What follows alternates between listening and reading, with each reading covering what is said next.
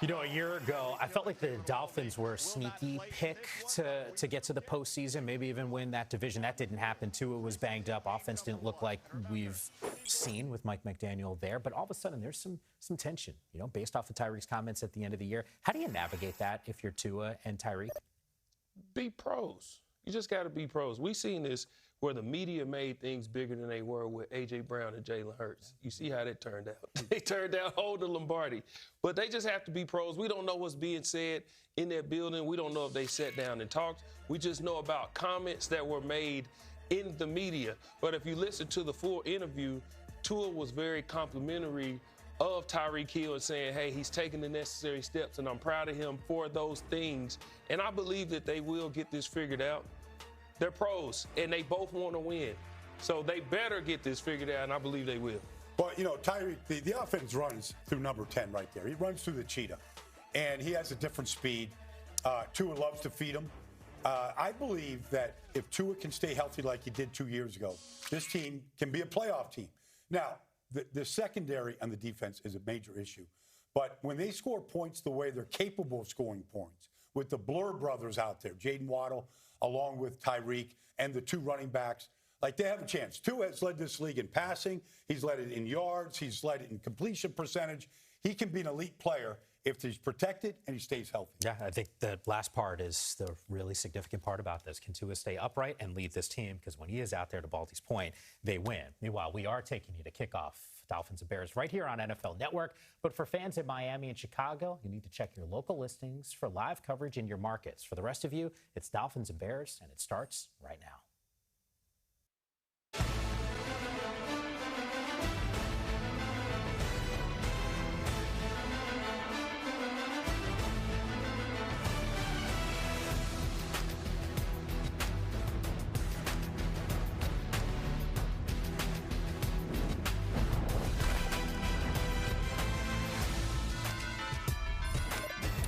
Game day kickoff here on NFL Network, and coming up in just a couple minutes, we got the Dolphins and Bears, two teams with two offensive-minded coaches. We've seen what Mike McDaniel's been able to orchestrate when his team is healthy. Ben Johnson, we saw him with the Lions a season ago, and that offense really taken off, and certainly a guy that was up for some head coaching jobs the last couple seasons because of the job that he did as the OC with Detroit. Now he's leading the charge for the Chicago Bears. Looking forward to a doubleheader here on NFL Network, along with Brian Baldinger and Gerald McCoy. Mike Yam with you once again. Two teams that I think have a lot to prove coming off of last season, and really for different reasons. You look at this Bears offense, guys, and you know some of the struggles that they had a year ago. Baldy, how different is the effect that Ben Johnson's going to have on this team offensively?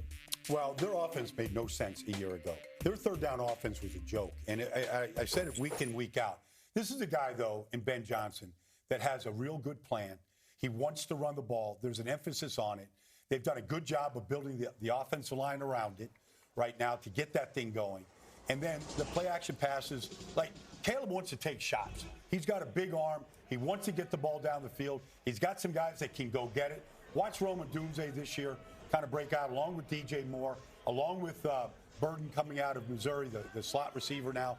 Like, they got a chance to add some big plays to this offense that seemed few and far between a year ago. Yeah, and Ben Johnson is extremely creative. He came from the Detroit Lions, where Dan Campbell was able to turn a whole organization and program around. So he's seen how it needs to be done. It all starts with the quarterback.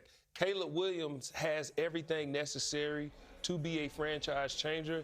He just has to get away from that, I have to always do something dynamic playmaking. He has to get the ball out of his hands, speed up his process of what he's seeing on the defense, and I believe that's why Ben Johnson has been throwing so much at him, because he understands, hey, listen, if this offense wants to be what we need it to be, we can do a lot of creativity, but we need you to understand it. Caleb Williams has got it to deliver. Once again, we will not see him on the football field today. I know we're loving up Ben Johnson, rightfully so. Mike McDaniel certainly knows what he's doing, X's and O's wise on the offensive side. And he's also somewhat entertaining when he's on the sideline.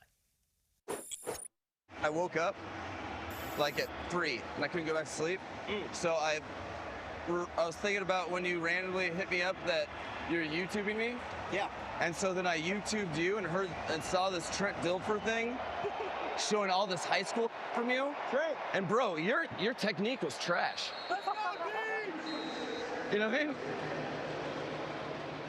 Thank God for Bev. What are you talking about? No rhythm, no timing? Is that what you're talking about? It was cool though, because you could see little elements of like your swag. But you were stressed out. Woo! You were all, you know. These are fabulous notes, though. Nice subterfuge. Clock, clock, clock, clock, clock, clock, clock, clock, clock, clock, clock, clock, clock, clock, clock, clock, clock, clock, clock. He is fun to listen to and to watch. I mean, he's just entertaining. You watch any of these press conferences, and he'll sort of give you a thesis on a variety of topics. When it comes to the offense, though, what's the state of this team just based off of what we saw a season ago?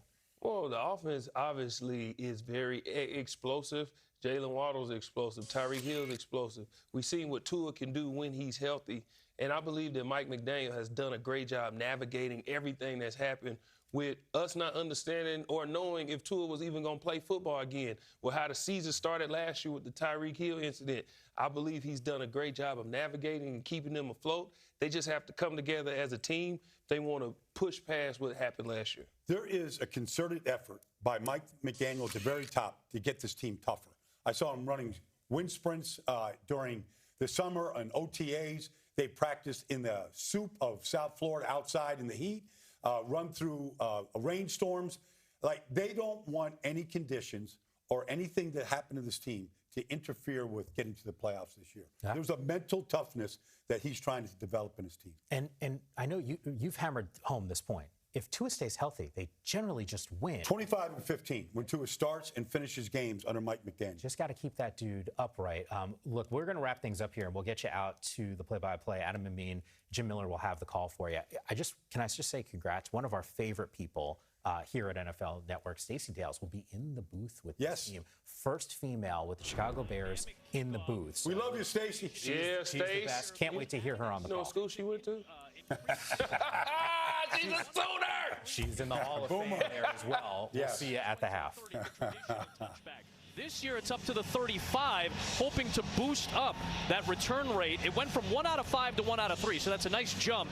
But if you're shy of midfield, every 10 yards equals about a 10% greater chance of scoring. That obviously goes up exponentially when you get to midfield. Yeah, and teams, again, have now invested in special teams. Think about the Bears. Devin Duvernay has been back receiving right now. This guy was a Pro Bowl returner a couple of years ago in Baltimore. So teams investing because it will be a big factor here in 2025.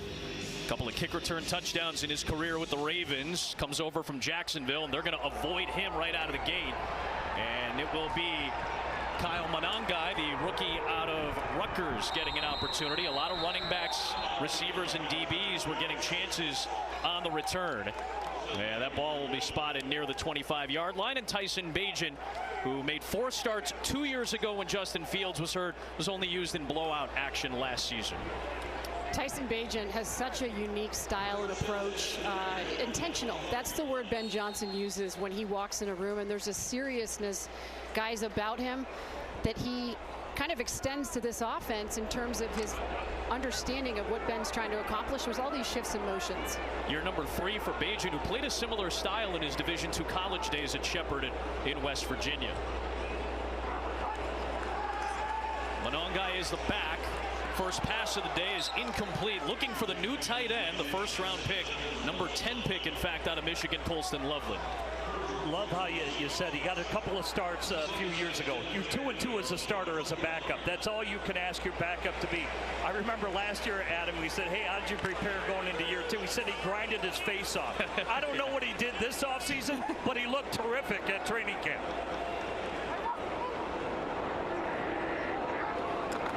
Second down, play action to Monangai, and a sack for Miami. It is Willie Gay Jr., who's put together a fabulous career. He played with Dennis Allen in New Orleans. He gets the sack for Miami. Yeah, Tyson, he tries to step up in the pocket. We're going to get big into the left tackle position. The back just not stout enough, nowhere to go when he steps up, and he has to take the sack. Like it, hey, just eat it, live to play another down. One of the things about Ben Johnson's Detroit offense, they didn't see a ton of 3rd and long because they were so effective in the run game. Bagent's got 5 in the pattern. Here comes the rookie Loveland, and he'll get past the original line of scrimmage, but it's going to be a 3 and out for the Bears offense to start the day. Getting Loveland involved early. 3rd and 16, it's a good check down. They're playing a zone defense, really a 1-1 funnel where they bring the safety down.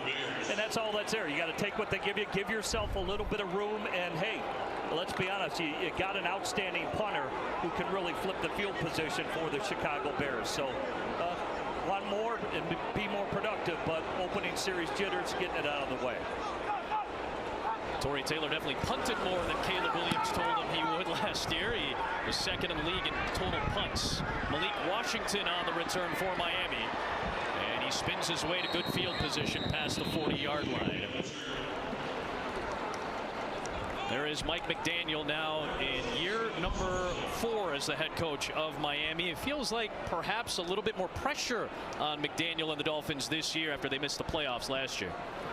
Yeah, certainly with Mike McDaniel, but you know, interestingly, the questions about this team after what we saw from Tyreek Hill at the end of last season, that New York Jets loss, are they too soft?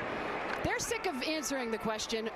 Certainly didn't have an opportunity to be on Friday at these joint practices because Chicago was all over them.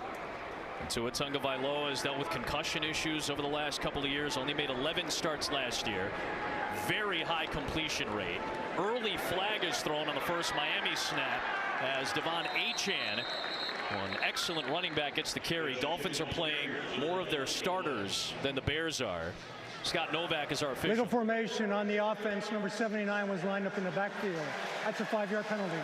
First down. They're going to call this a lot more this year, the illegal formation penalties. They're trying to get tackles up around the waist of the center. Something that we saw a lot of with the Chiefs a couple of years ago. A lot of teams cheated their tackles back last year. That's why the formation penalty is called. Is trying to get that extra second where they can, you know, take on those edge rushers. Also the speed motions. A lot of teams were abusing the privilege with the quick motions, and they're going to call that a little bit more stringent here in 2025 as well. So the Bears already in a good position defensively at 1st and long for Miami. Right back to Achane. Pumps past the 40 again, gets that penalty yardage back. You'll notice Nashawn Wright at cornerback starting here for the Chicago Bears. It's been quite a competition with Jalen Johnson dealing with that soft tissue injury.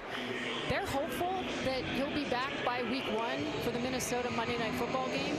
But it really is, Jim, a competition between that young man, now in his 5th season, and Terrell Smith, the young speedster. Bears got longer at corner. You mentioned Wright as one of them. He's got long arms. Dennis Allen is really going to talk about being aggressive at the line of scrimmage as you see the corner rolled up to the receiver on the backside right now.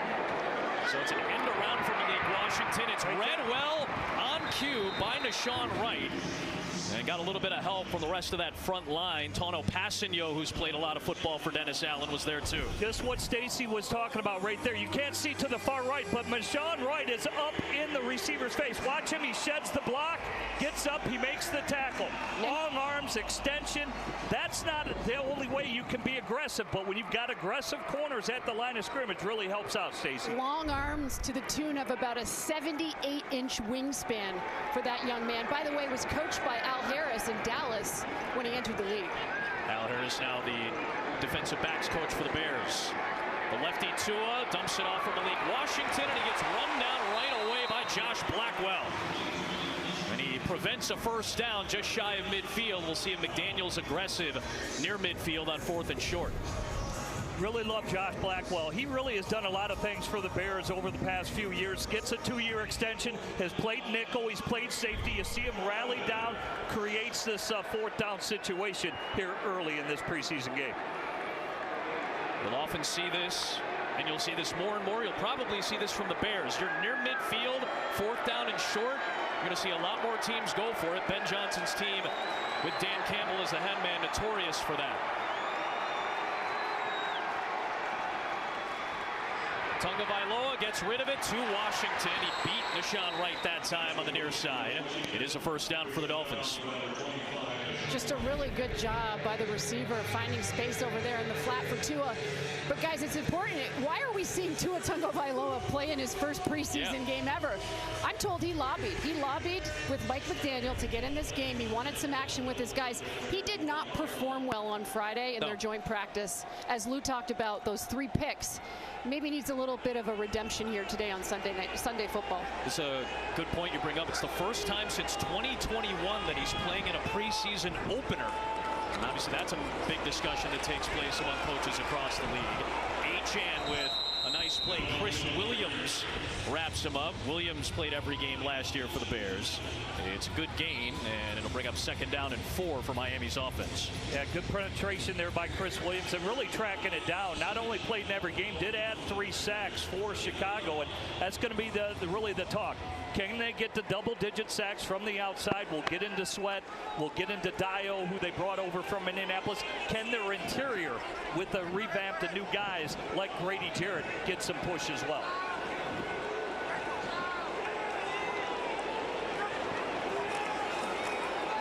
Tagovailoa floats it. That's going to be incomplete. Going to bring up 3rd down and 4. So let's dive in a little deeper into this defensive front. We know about Montez Sweat bringing the pressure. The addition of Jarrett, Odunze, veteran guys who've got a lot of experience. Jarrett in particular, what do you guys like about these additions? I love Grady Jarrett. We were talking off the air. Dabo Sweeney, where he played in college at Clemson, if he were to ever start a program, it would be with Grady Jarrett. And I thought it was interesting that Ben Johnson said, this guy does everything right in the locker room. From the meetings, from the practices, he wants everybody to emulate what he brings to the table. Bears show some pressure. They bring an extra body. Tagovailoa to the sticks, and it is caught by Malik Washington. Got brought down by the rookie Ruben Hippolyte, who we're going to pay a lot of attention to this afternoon. Stace, give me a sense of what you like about this defense. Well, obviously the aggression, right? And the whole philosophy for Dennis Allen is distort the timing of receivers, attack the opposing offense, and these players have bought into it. It's going to be interesting to see what they do with Montez Sweat, because they believe, Dennis believes, he's got untapped potential. You'll even see him on the inside shoulder of the offensive tackle this season. They're going to use him all over the place. Kind of like he did with Cam Jordan last year in New Orleans. There's a handoff for Achane. And another strong run by Devon Achane. And he's picked up 11 for a first down. Time for the players to watch. They are brought to you by Advocate Healthcare. We've seen both of the plays that Ruben Hippolyte has made. We'll see Luther Burden a little bit more on offense. Luther Burden can take the top off a defense and certainly plays with physicality inside. And I know Stacy watched him a lot in training camp. They were even lining him up like a chess piece, sometimes putting him in the backfield. So another weapon for Ben Johnson to tap into. And Hippolyte is a 4th-round pick out of Maryland. But a very productive college career. He's going to get most of the run today in this first half. And linebacker, a little eye candy from the Dolphins offense, and they get it on the end around to Malik Washington again. He lost that football, but it's out of bounds. It will stay with the Dolphins at the 17-yard line. Noah Sewell was in there to punch that ball loose. Yeah, just a heads-up play by Noah Sewell. One of the 3 Sewell brothers here on this one. But it was guys like Nahshon Wright getting involved once again. He's had such a good camp. And Dennis Allen was so anxious to see a lot of these guys. We keep mentioning Ruben Hippolyte. Shocking. The guy isn't invited to the Combine. He's not invited to the Senior Bowl. They got him in for a 30 visit and absolutely fell in love with him. 4.39 40 time for Ruben Hippolyte, which is elite at the linebacker position. Tagovailoa bobbled it, but got it to Jalen Wright, maybe a yard. It'll be 3rd down and short. These are the types of situations that the Bears have to get off the field defensively.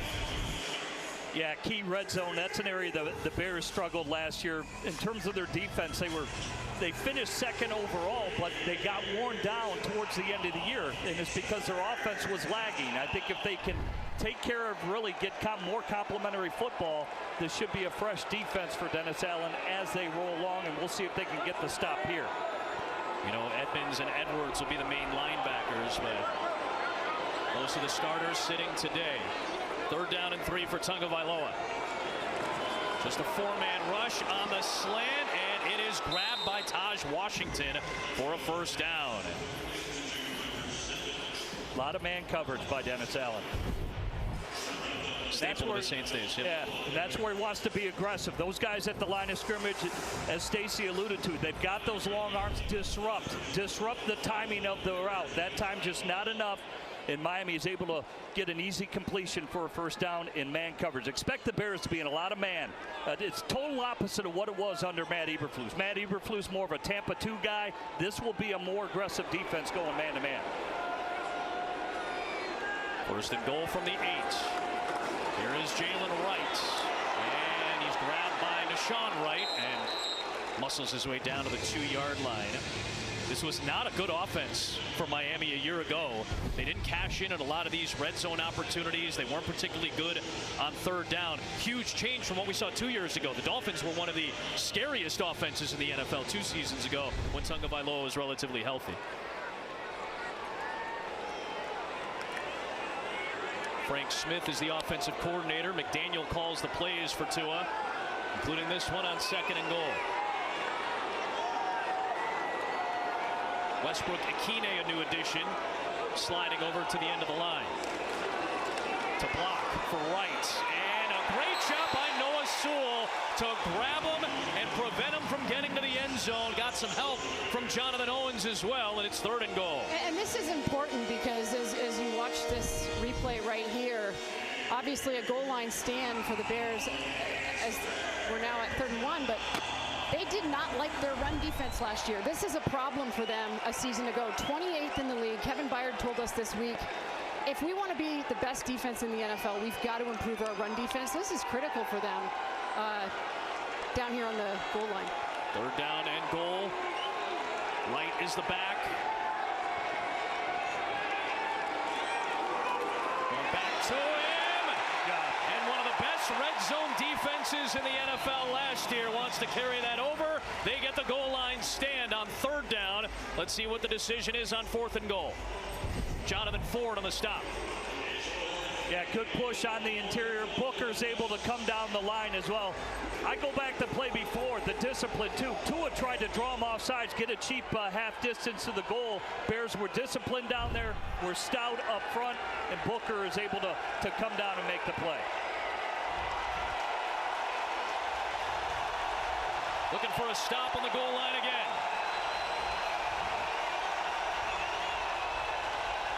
It is Wright, and it is a stop, and it is Sewell, and the Bears hold on.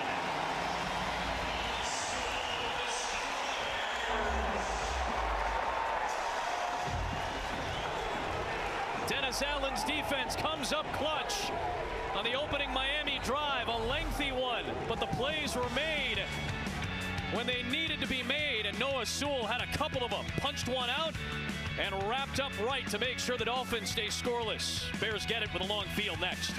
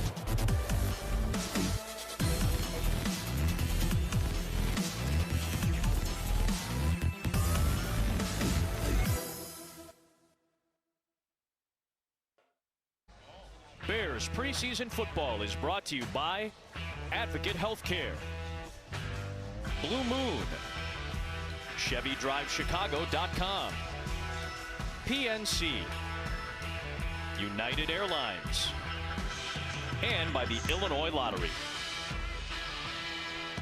Great stop by the Bears defense after a 15-play Miami drive. Tyson Bagent has a 96-yard field in front of him. Devin Duvernay, number 12, is in motion. And here is Kyle Monongai, the 7th-round pick out of Rutgers. He'll get the carry.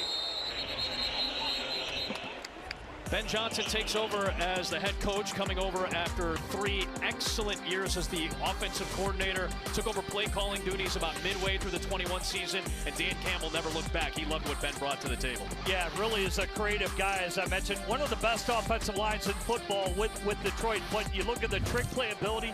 You look at how Jared Goff elevated his game. They traded with the Rams and added what was already a Super Bowl quarterback. Granted, they lost their Super Bowl, but he elevated his game. And Jared Goff has thrown more touchdowns than any quarterback in the National Football League over the past couple of years. There's Duvernay out to the 10-yard line to set up a 3rd down and medium. Yeah, Ben Johnson isn't just trying to beat you. He's trying to dominate you offensively. I mean, you talk to players, they want 40 points a game. Now, I don't know, guys, if that's going to happen here in Chicago, but they feel like they've put enough versatile pieces together. A lot of these guys with the yak ability, yards after catch, and they really love, with an empty set here, Kyle Monongai out of Rutgers. A lot of versatility in Detroit. They use their running backs, they use the receivers in multiple positions. We're seeing that on this play. Bagent floats it off the hand of his intended target in Luther Burden III. A little too tall for both. Ends up landing harmlessly incomplete. It's back-to-back 3-and-outs for the Bears offense. Luther Burden, he's a 6-foot target. Like to see him go up with 2 hands on this one. Makes the attempt with one. I think he knew he was going to get dotted there by the corner on the backside. But he has really come on strong as of late. I'd say the last 4 practices, maybe he's had some early mistakes because he was out with a hamstring, but has been strong as of late and will be involved in this offense in 2025. Torrey Taylor, great punt, 57 yards to force Eskridge all the way back behind the 35-yard line. But he's able to get away from the initial surge, and he'll take it to midfield. Good job by Eskridge. Terrell Smith finally brought him down after Luke Elkin, the long snapper, missed the first tackle. We're back after this.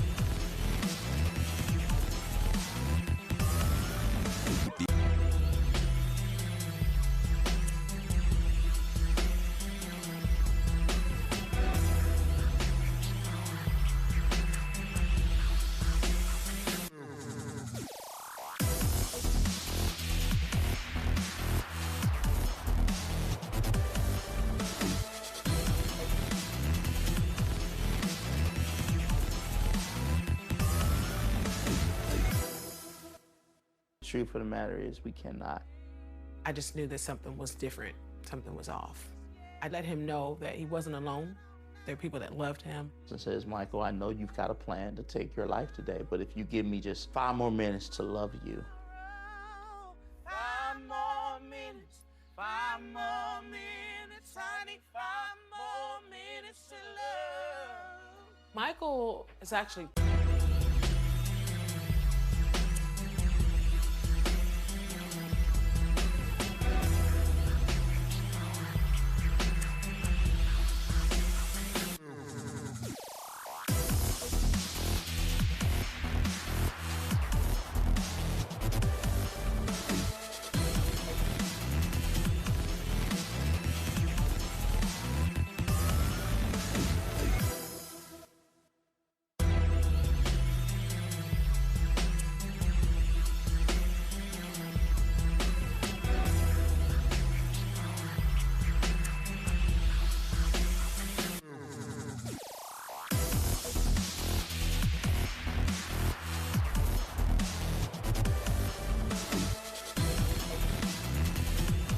impressive New Orleans defense is. You pointed out and reminded me that they had Tom Brady's number when Tom was with Tampa Bay for those couple of seasons, and D.A. knows how to game plan for QBs. Nobody played the go better, and I think one of the other aspects he brings to the table, 23 years as a coach in the NFL, 6 as a former head coach. People forget that. That's somebody that Ben Johnson is going to be able to lean upon.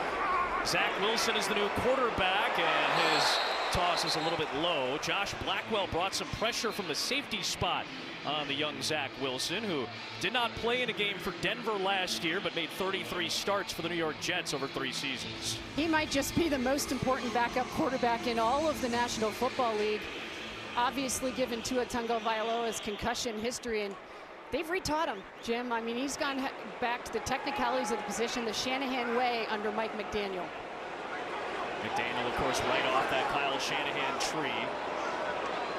He's in San Francisco as the coordinator before taking over in Miami. And Wilson is able to find Nick Westbrook-Akine. The former Tennessee Titan had some productive seasons in Nashville. And he takes it all the way down to the 16-yard line. It's a 36-yard connection. Yeah, a little in cut over the middle, and obviously Major Burns missed tackle. That's something that you're going to have to work on. You got to break down, you got to square up. It's in the open field, and when you don't, it could be out the gate. That's why you're playing safety. You're the last line of defense, and you have to make that play. And we're already getting a little deeper into the depth chart on that back end with guys like Major Burns and Alex Cook out there. Here is a handoff for Jalen Wright, and a good stuff up front by Ruben Hippolyte. Got plenty of help by Zach Pickens. Ruben Hippolyte has such speed, and the thing the Bears love most about him is you see him just jump into this tackle right here. The violence with which he plays the game, that really flashed on tape when they watched him. I told you guys about the 30 visit. The person, the leader, the character, he's got all of it, and he was one of the guys that Dennis Allen was really anxious to see out here today in terms of his response. He played with Tua Tagovailoa's brother at Maryland, Taulia, for 3 seasons, or for 2 seasons, I should say. This one goes out to Taj Washington, who's able to maneuver around Blackwell. He's got to be a little bit sharper, does Blackwell out on the perimeter. Cook drills him out, and it's a gain of 10.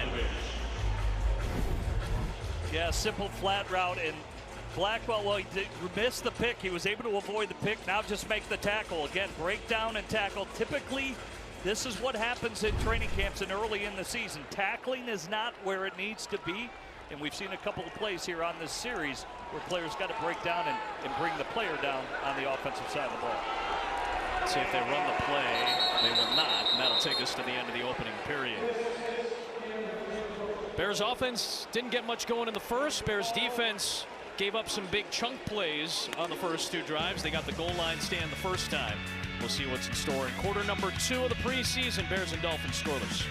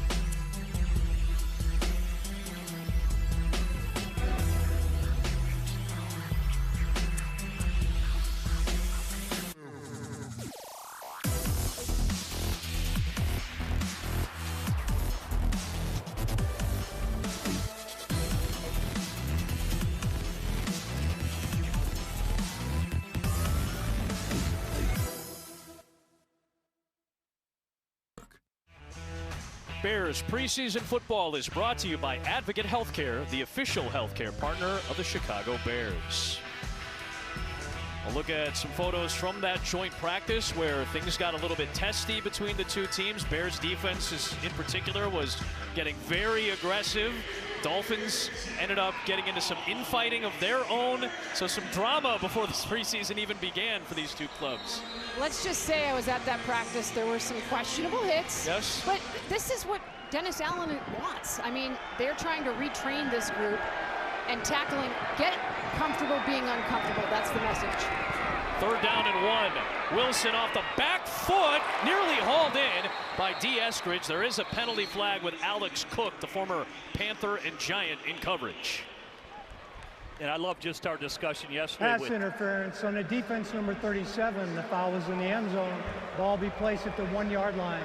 1st down. Loved our discussion yesterday with Dennis Allen. Really just talk about the history of the Bears defense and what these players need to represent. You know, it's a big part of it. Know your history, know your tradition, and this city expects it. So Dennis Allen, he's up for the challenge, and he's challenging any new players that have been added this offseason. Fresh set of downs from the 1 yard line after the pass interference penalty on Cook. Alexander Madison, former Viking, and now Dolphin, gets crunched in the backfield for a loss. The Bears' defensive line has looked very sharp in the early goings, in a lot of pressure situations being backed up. Replay, a little F strong, just trying to run a little power play to the right, and the Bears were stout in there. Williams again, see his jersey right in, you know, really making the stuff, and just finishes short of the goal line. But that's where you got to be physical. It's where you got to be stout. And we'll see what Dominic Robinson in the front could do on this play. On a 2nd and goal. Fake it to Madison. Try to dump it off for the tight end that time. Good pressure by Noah Sewell, who's had a good first 2 drives thus far. You mentioned Williams, Chris Williams, via the Cleveland Browns. He's a guy this team is really excited about. He kind of retooled his body, attacked his body, got lean, and he's kind of flashed a little bit here through camp. Yeah. I like what you said, Adam, about Noah Sewell. He has really made a lot of plays. Probably has the edge over Hippolyte right now to be the first off the bench, but he's been active in a lot of plays early here. Caused Zach Wilson to be incomplete on that play. Another 3rd and goal from the goal line. It's Madison, and he lunges ahead for the touchdown. Madison with the Raiders last season, signs a 1-year deal with Miami. Remember, they lost Raheem Mostert, who basically switched spots with Madison, now in Vegas. And a touchdown for Alexander. Alexander Madison's had a really good training camp. And at some point, it's not bend, don't break. You're broken. And it's been 2 goal line stances now for Dennis Allen's defense that they've been put to the test. A nice job, though, by Miami. They've had 2 solid offensive drives with big chunk plays in the early going. Bagent getting loosened up for drive number 3, and the excellent Jason Sanders is the kicker for Miami, which averaged just 20 points a game last year. That's shocking when you consider where they were 2 seasons ago near the top of the NFL charts. League average is about 23 points a game, if you're curious. 7-0 Dolphins. We'll see if the Bears can get some traction. Maybe a first down on the next drive.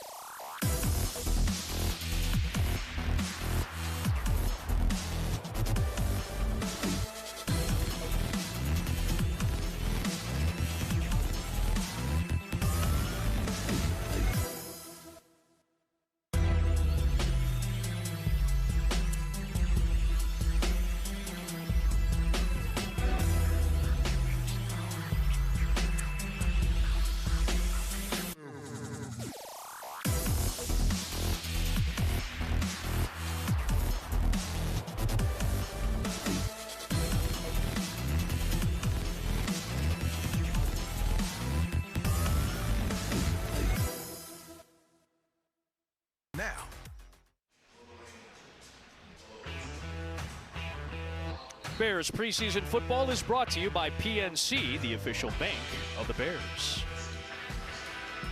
Part of the reason the starters aren't playing for the Bears is that this coaching staff kind of felt that they got their best reps against the ones in that joint practice against Miami. You're seeing a lot more of that. The Bears and Bills will have a joint practice next week, although we probably will see some more of the starters, but that philosophy has shifted greatly over the last 5-10 years. Yeah, and what you didn't see 3 hours before kickoff was a 70-play workout that Ben Johnson specifically went through with his quarterback, Caleb Williams.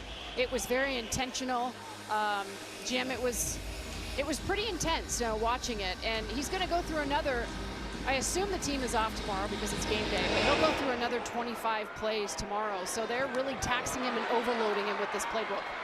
Devin Duvernay on a good kickoff to the 1-yard line. That's what kickers are trying to do, kick it to the 1. He only makes it back to the 20, well short of league average.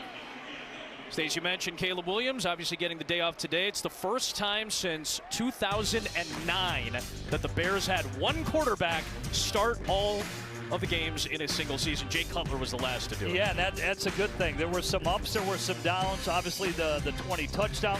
He only had 6 interceptions, so he did not turn it over. But just to piggyback off of what Stacey said, it's really about the process. Caleb had talked about the process, and even that workout. Calling the plays, spitting it out, the attention to detail of how Ben Johnson wants his offense run. How about this run? The best run, best play of the day for the Bears offense. It's their first down on a 13-yard Kyle Monongai run. And that's going to be a big part of this offense. I mentioned the Detroit Lions offensive line. They ran the football extremely well, and they do a lot of play action. They were #1 in the NFL in play action. Caleb Williams will be under the center more, and the 56 rushing touchdowns over the past 2 years, nobody's been better than Detroit. Ben wants to emulate that. They want to run the football like you just saw right there. Right back to Monongai, and he'll muscle for a few, running into Willie Gay Jr.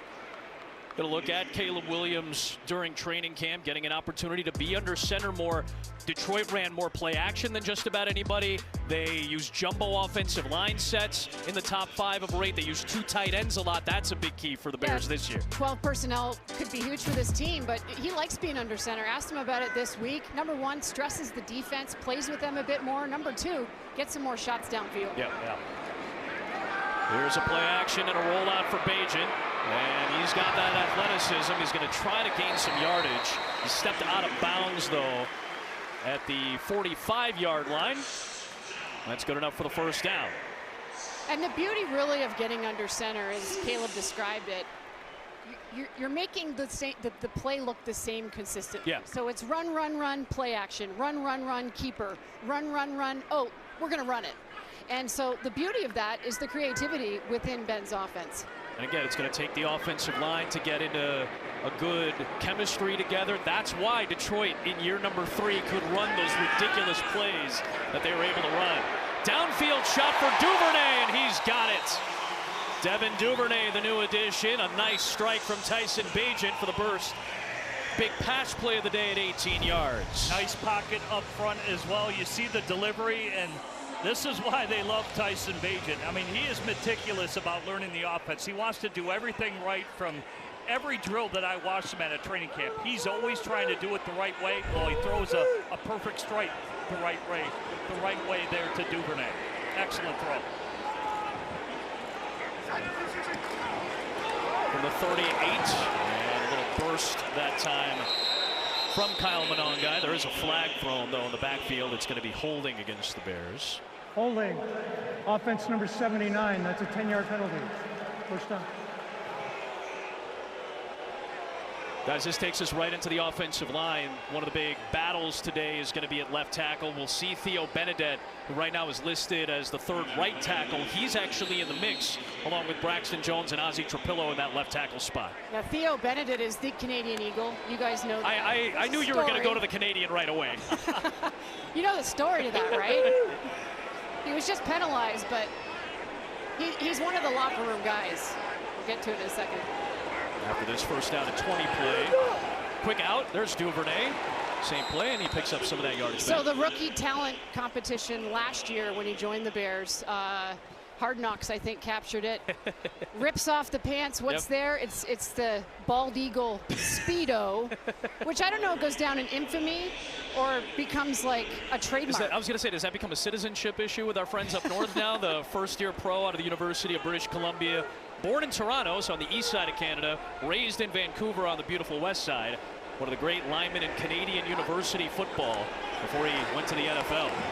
Bagent over the middle, and that's through the hands of Durham Smythe, who spent the last 7 years with the Dolphins. Now he's adding a little depth to the tight end room. Couldn't hold on to that one. It's 3rd down and long. Has the in cut. Again, the way Tyson Bagent process. He's looking to his right, comes back to his in cut. Hey, this is the NFL. You got to make routine plays routinely. That's what a lot of coaches say. He's got to squeeze that one. Durham is known more as a blocker, but even he knows he's got to haul that one in. Average a little over a catch per game in his 112 games with Miami. Bears looking for their first 3rd down conversion. It's a tough one. They need to get to the 28-yard line. Bagent floats it. It's caught, and it's past the sticks for the first down. Good awareness by Luther Burden III, knowing exactly where the line to gain was. Caught it and lunged for it. Luther Burden is just so technical in his routes, and he missed some time with a soft tissue injury, but he has started, as Jim alluded to earlier, come on of late and start to figure this thing out mentally, which is a really good sign, because I had a good conversation with one Bears exec.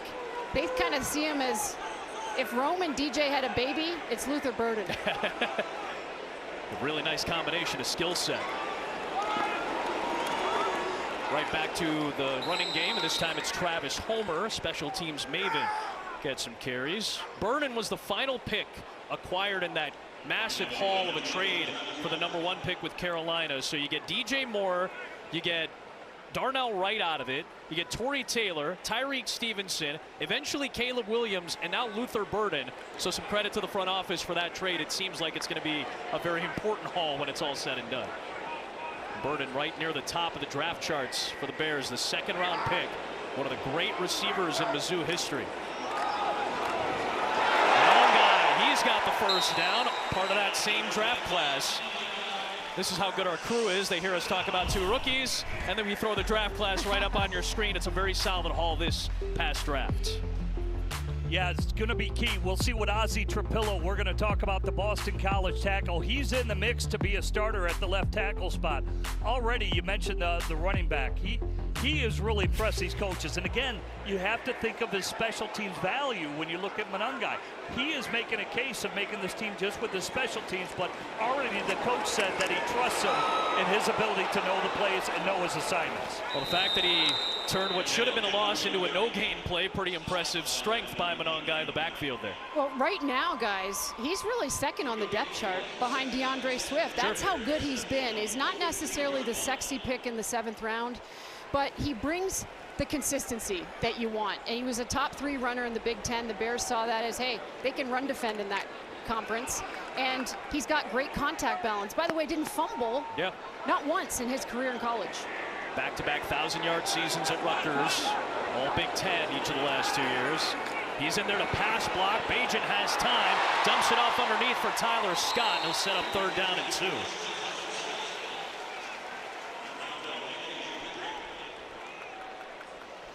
Good pass protection, good delivery. Nice calm, nice feet in the pocket, and just going through his reads, taking his patience. He knows he's well protected. And again, you see him going through the process. You can see him going through his reads to get to where the ball needs to go. There is structure to the offense, and Tyson Bagent follows it to a T.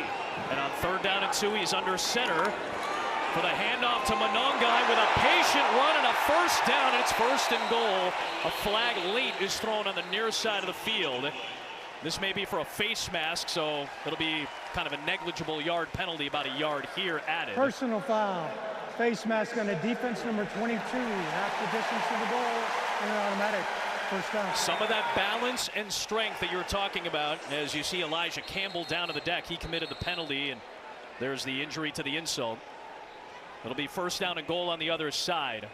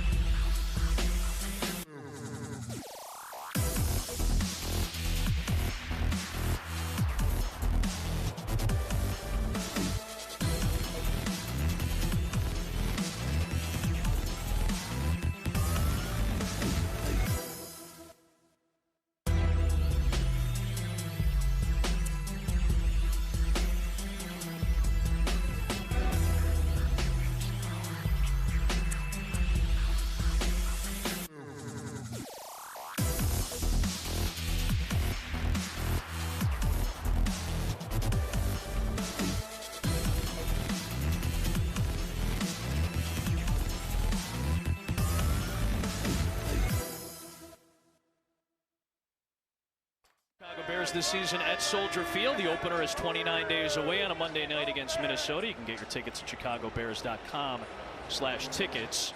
Replay assist is taking a bigger hold on reviews this year. They actually took the face mask penalty off in an expedited review. It was a negligible yard anyway. It'll be 1st and goal at the 2 for Bagent. And the Bears on a good drive after 2 empty ones. Yeah, one of the things Ben loves about Bagent, he never makes the same mistake twice, and he always goes through his progressions. We'll explain a little bit later. He's got Smythe in motion. Monongai's the back. Now sending Burden across. And Bagent commanding where Burden should be. Handing off for Monongai. Collision, stretch, flag, no touchdown.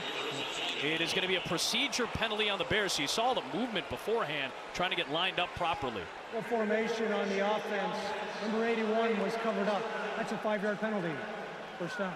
So need to be off the line. There can only be 7 players essentially on the line of scrimmage, and that was 1 extra on the line of scrimmage for the Bears.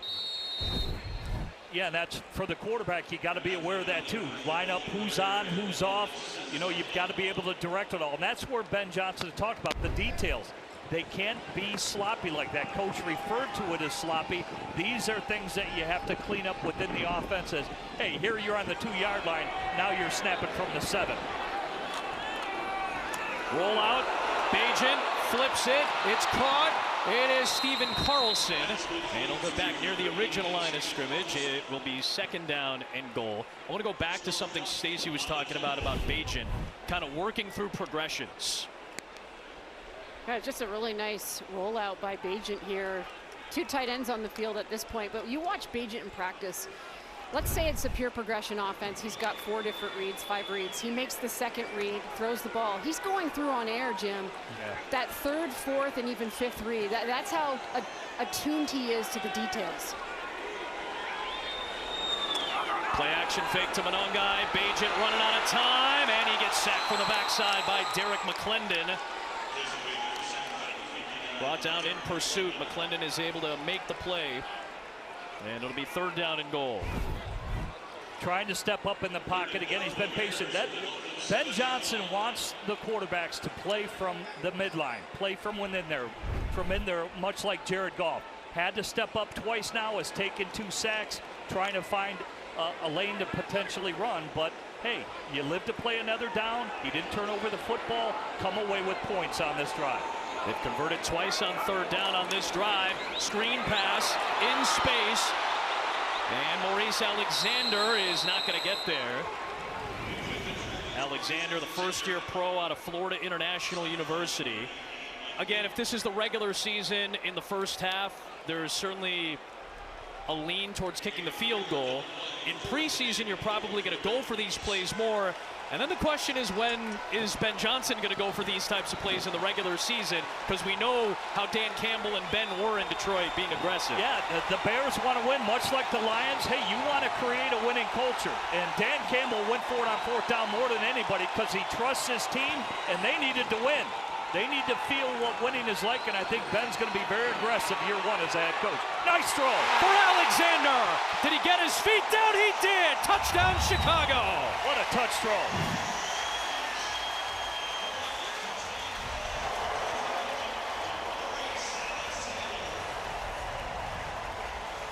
Cool and calm Tyson Bagent. Impressive and athletic Maurice Alexander. It's really what Stacey talked about. He's working through his reads. He's looking to the front pylon and says, no, I'm going to 2. Let me put it up high by the ESPN cameras and give my guy a chance. This is what he does. That's why they can't stump him in the quarterback room. All those quarterbacks challenge him. This guy has answers as a quarterback. Cairo Santos, always reliable, pumps that one through. Nice play by Maurice Alexander from Tyson Bagent, an athletic play. The former high school quarterback in Miami, Alexander, a touchdown against the Dolphins.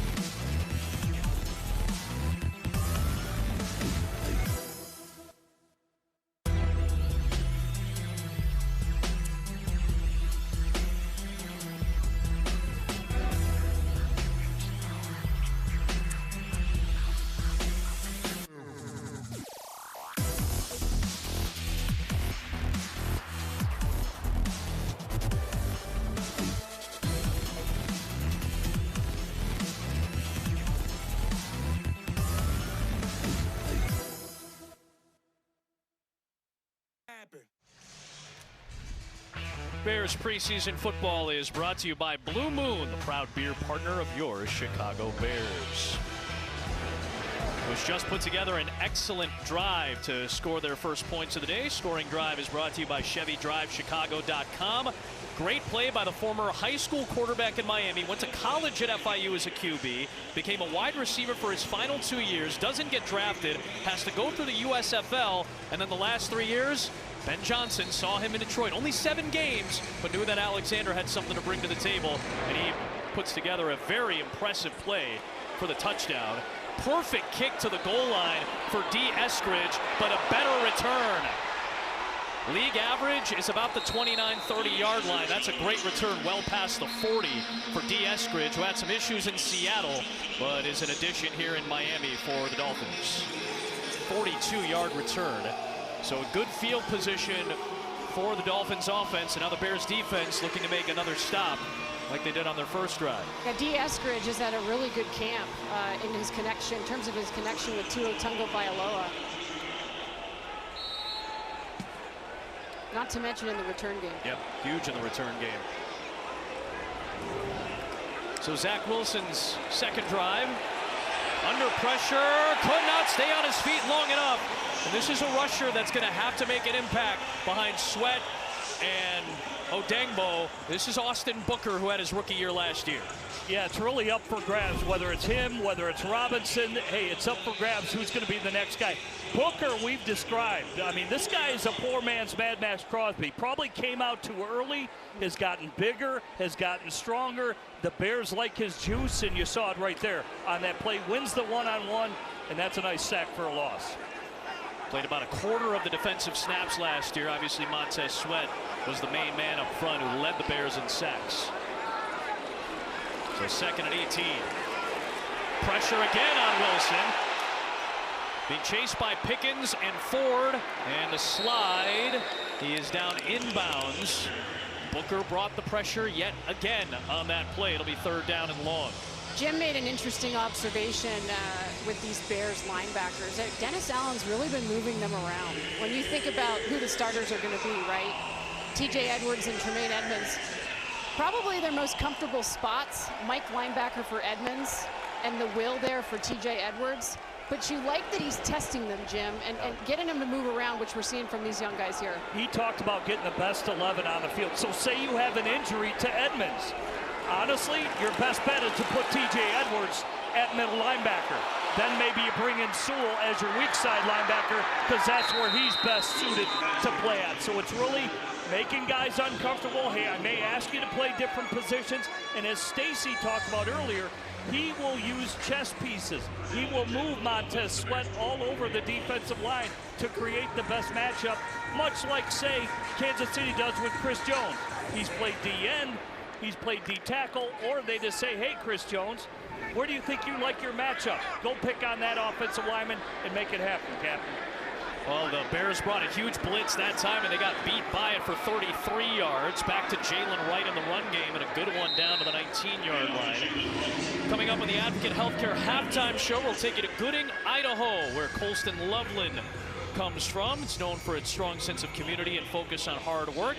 Show you how Colston Loveland came up as Idaho Tough. That's coming up in 2 minutes of game time. We got the 2-minute warning here in the first half. Idaho Tough as a rancher. Out on the farm. You ever picked rocks? With him and his brother. You ever picked rocks, Adam? You have to make sure it doesn't get caught in the farming equipment, right? If you're Colston Loveland from Gooding, Idaho, that's exactly what you and your brother do. How about that? He and his brother Caden had to build all those fences you see in the background there too.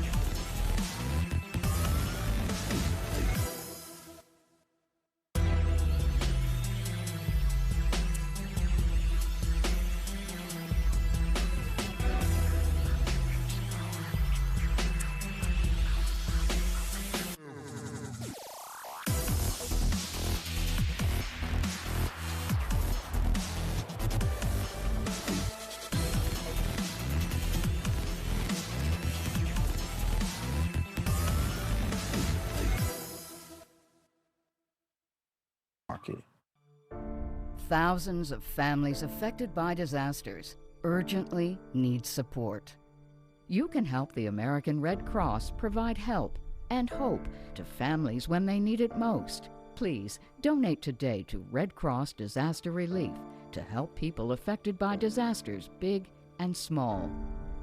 Go to redcross.org/NFL today. Your support is critical. We can't do it without you. Mike, here in our NFL Network studio for this game break, a couple first-round picks, grabbing some headlines in week 1 of the preseason. That dude, Jackson Dart, one of them, led 4 drives for the G-Men, 3 of them leading to points. He also had the number 2 overall pick, Travis Hunter, giving us exactly what we wanted to see. Snaps on both offense and defense. There's plenty of buzz in Duval as we get you back to game action. Excellent penetration by Hardy. He read that screen pass perfectly.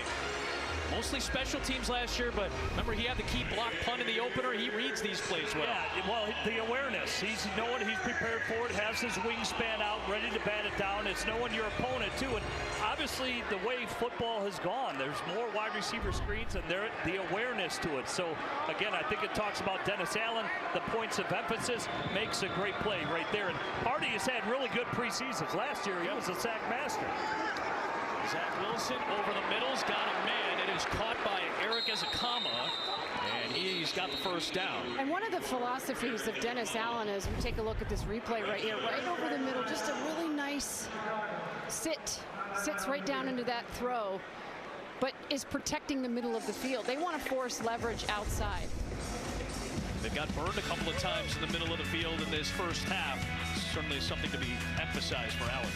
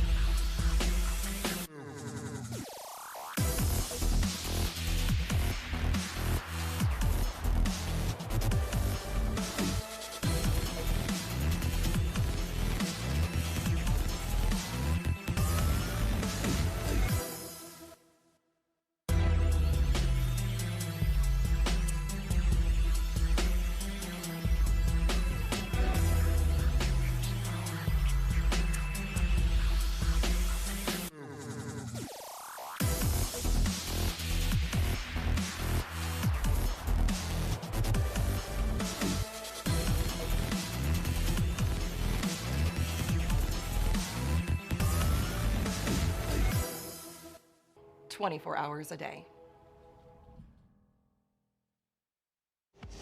You see some familiar names, some big-time names as part of his Bears staff. That was one of the keys in Detroit.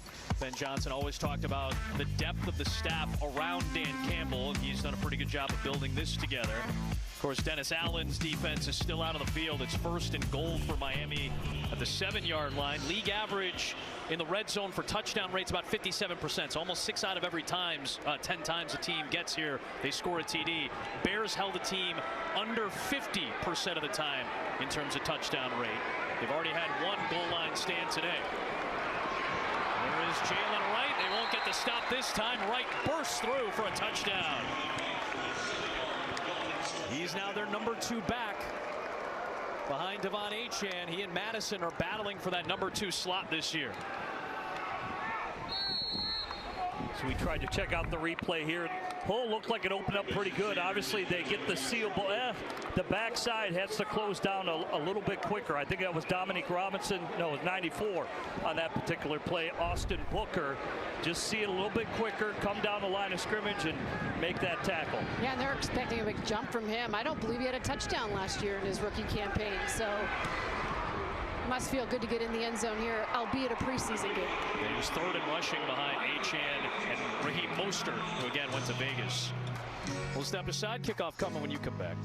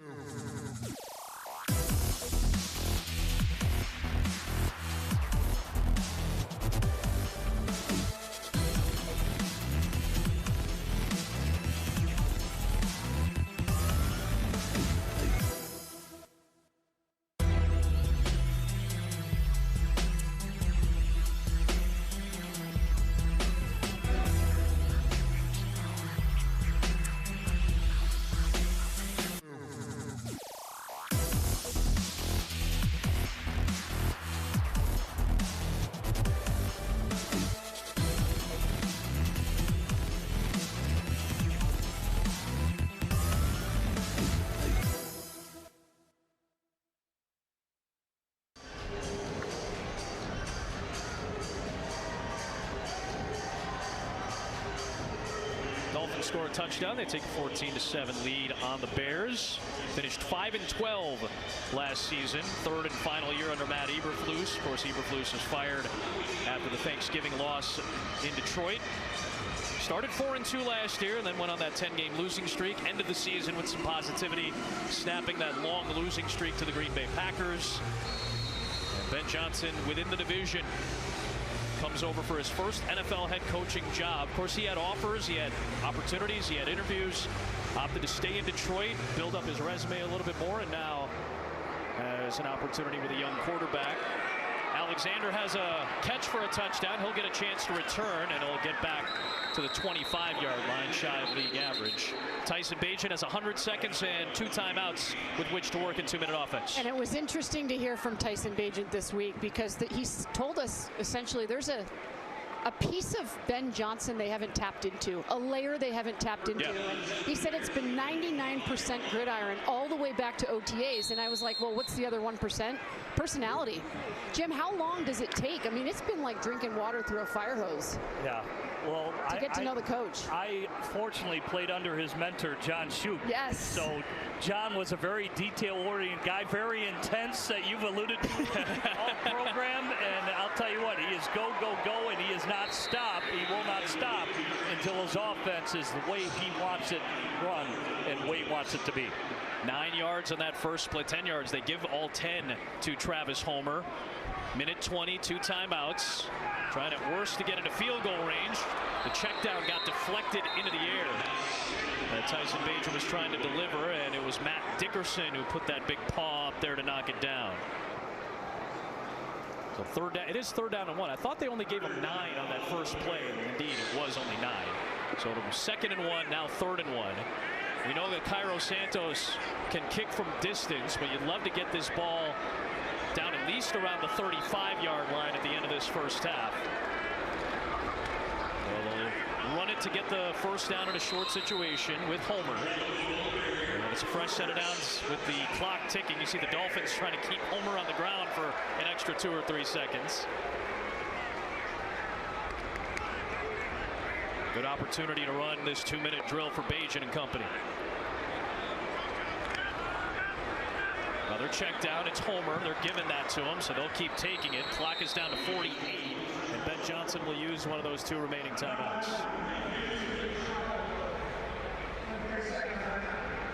Obviously, the starters, for the most part, sitting today, but most of those starters got to go through that 70-play workout. Give me a sense of what you think Caleb is going to get out of these moments and what he's trying to get to with Ben Johnson. Well, it's more reps. I talked to Ben Johnson for a period of time after the workout was completed. They're going to have him go through another 25 or so tomorrow, and it's literally taking him through the cadence. And there's a lot on his plate. I mean, it's the motions, it's the shifts. They're going to do a lot more of that offensively, Jim, this season. And you saw Ben Johnson talking to him directly. All right, that way he can call the play, say, hey, here's the coverage, and this is where the play caller and the quarterback, they talk through things. Hey, man, I'm expecting this versus this coverage, and they will talk through where Caleb will get a good vision of what his play caller is expecting of him.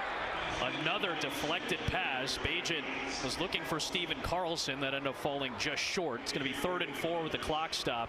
That's one of the things that Caleb pointed out in terms of insight for Ben Johnson. Caleb got frustrated at one point early in camp because things weren't going very smoothly. His headset went out at one point while he's going to the line, and he got a little frustrated. Ben went up to him and said, hey, if your headset goes out, give me the plays that you like. Give me the 3 or 4 things that if all things go haywire communication-wise, we can go to it. Screen for Alexander, and they get the first down with 37 seconds left. And just if you're wondering, are they going to simplify this offense at any point as the season approaches? No.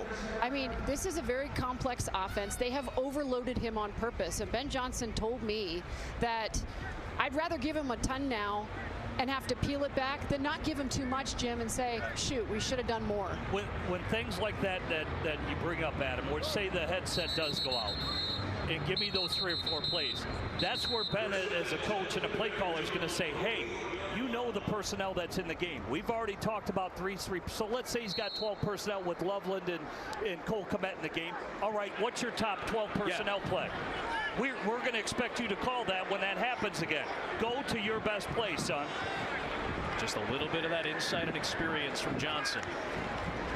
Here's Bajan, throws over the middle. It's up in the air. It's picked off.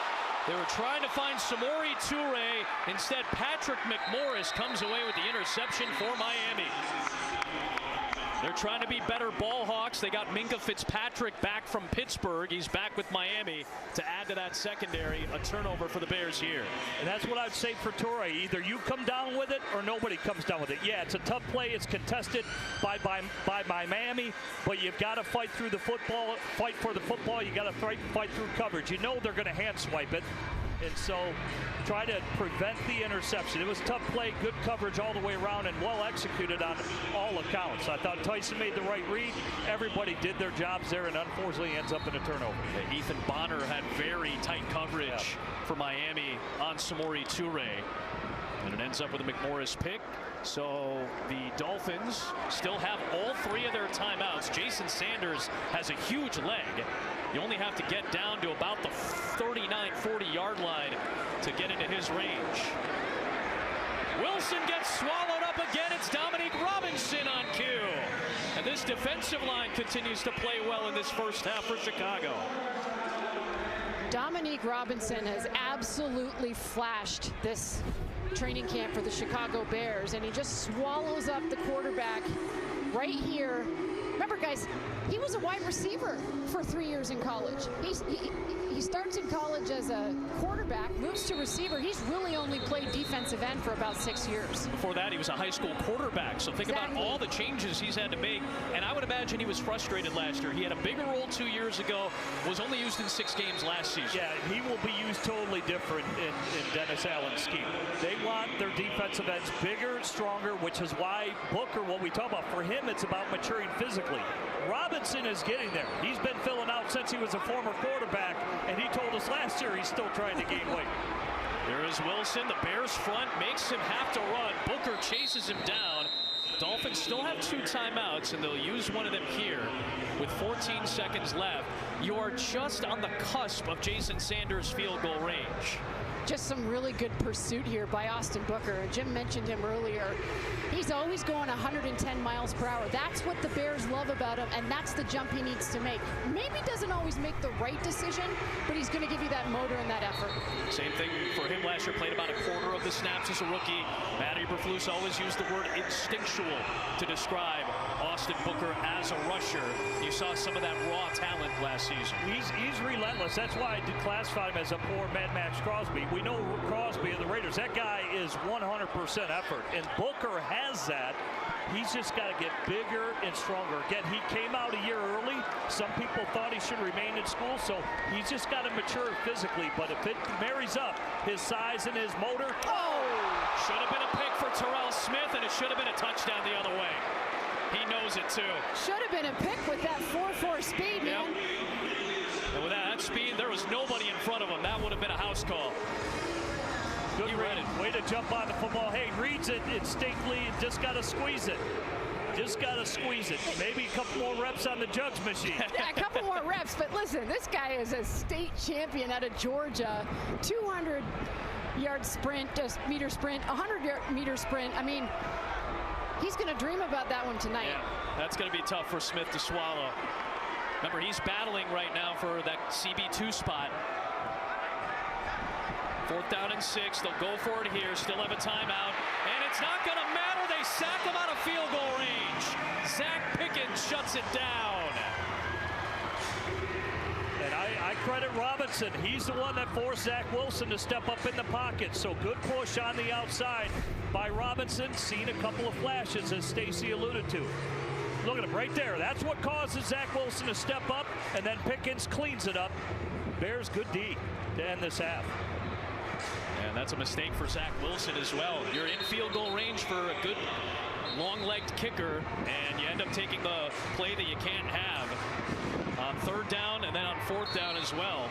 So the Bears take over. Chance to do something with it here. They can certainly throw for a Hail Mary or maybe try to go short and lateral. They'll go short. It's Burden. 1st down. I don't know if he got out of bounds with time remaining. He had the right idea to try to get to the sideline, but that is going to be zeros on the clock.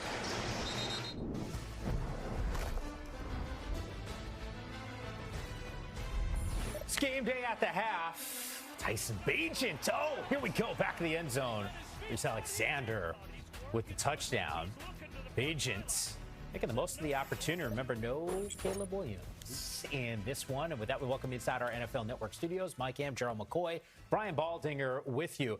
This game got a little bit of everything here. I know it was obviously pretty interesting. By the way, it sounds like there is 1 second now on the clock. I know we took it into our studio because we were so jacked up to this halftime. Let's send it back to game action and see how this last second plays out. For 3 points here. What did Santos? I think Santos hit, 8 over 50 a season ago. NFL average is 70% from 50-plus yards. He was 8 of 9. He hit a 53-yarder at Family Fest last weekend. This will be from 57. Cairo Santos with the boot, and it is good. One of the most reliable kickers in the NFL, now in his 6th consecutive year with the Bears. It wasn't as good of a year as we've come to know from Santos last year, but from distance, he's as good as they get. And credit to Bagent and Burden, who teamed up with 6 seconds left.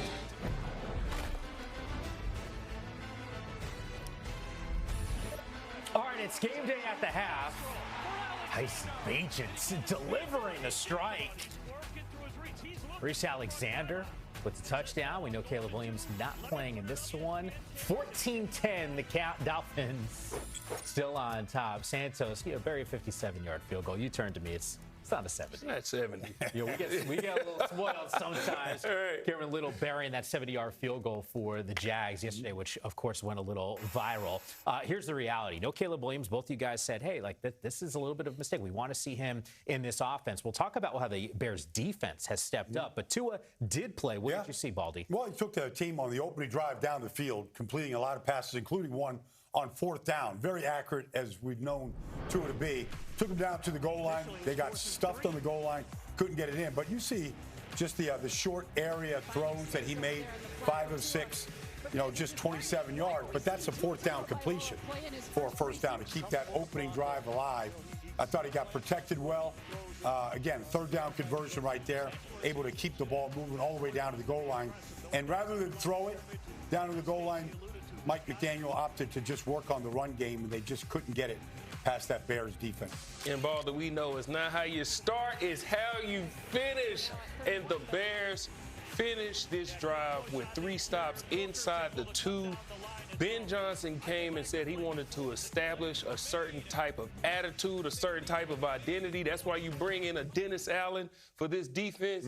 And this first half showed that they are establishing an identity. You take on the identity of your head coach, and this defense showed up. They did. But at the same time, I give Mike McDaniel credit because you can't work on short yardage and goal line plays really live. So you could take advantage of it. Like, it wasn't productive. They didn't finish the way they wanted to. But at least they took this opportunity to work on their goal line offense. By the way, I thought the Dolphins defense actually had some pretty good moments in this first half. Anything that popped on tape when you were watching? No, more so what the Bears did to finish the half. So you start the game with this stop on the goal line.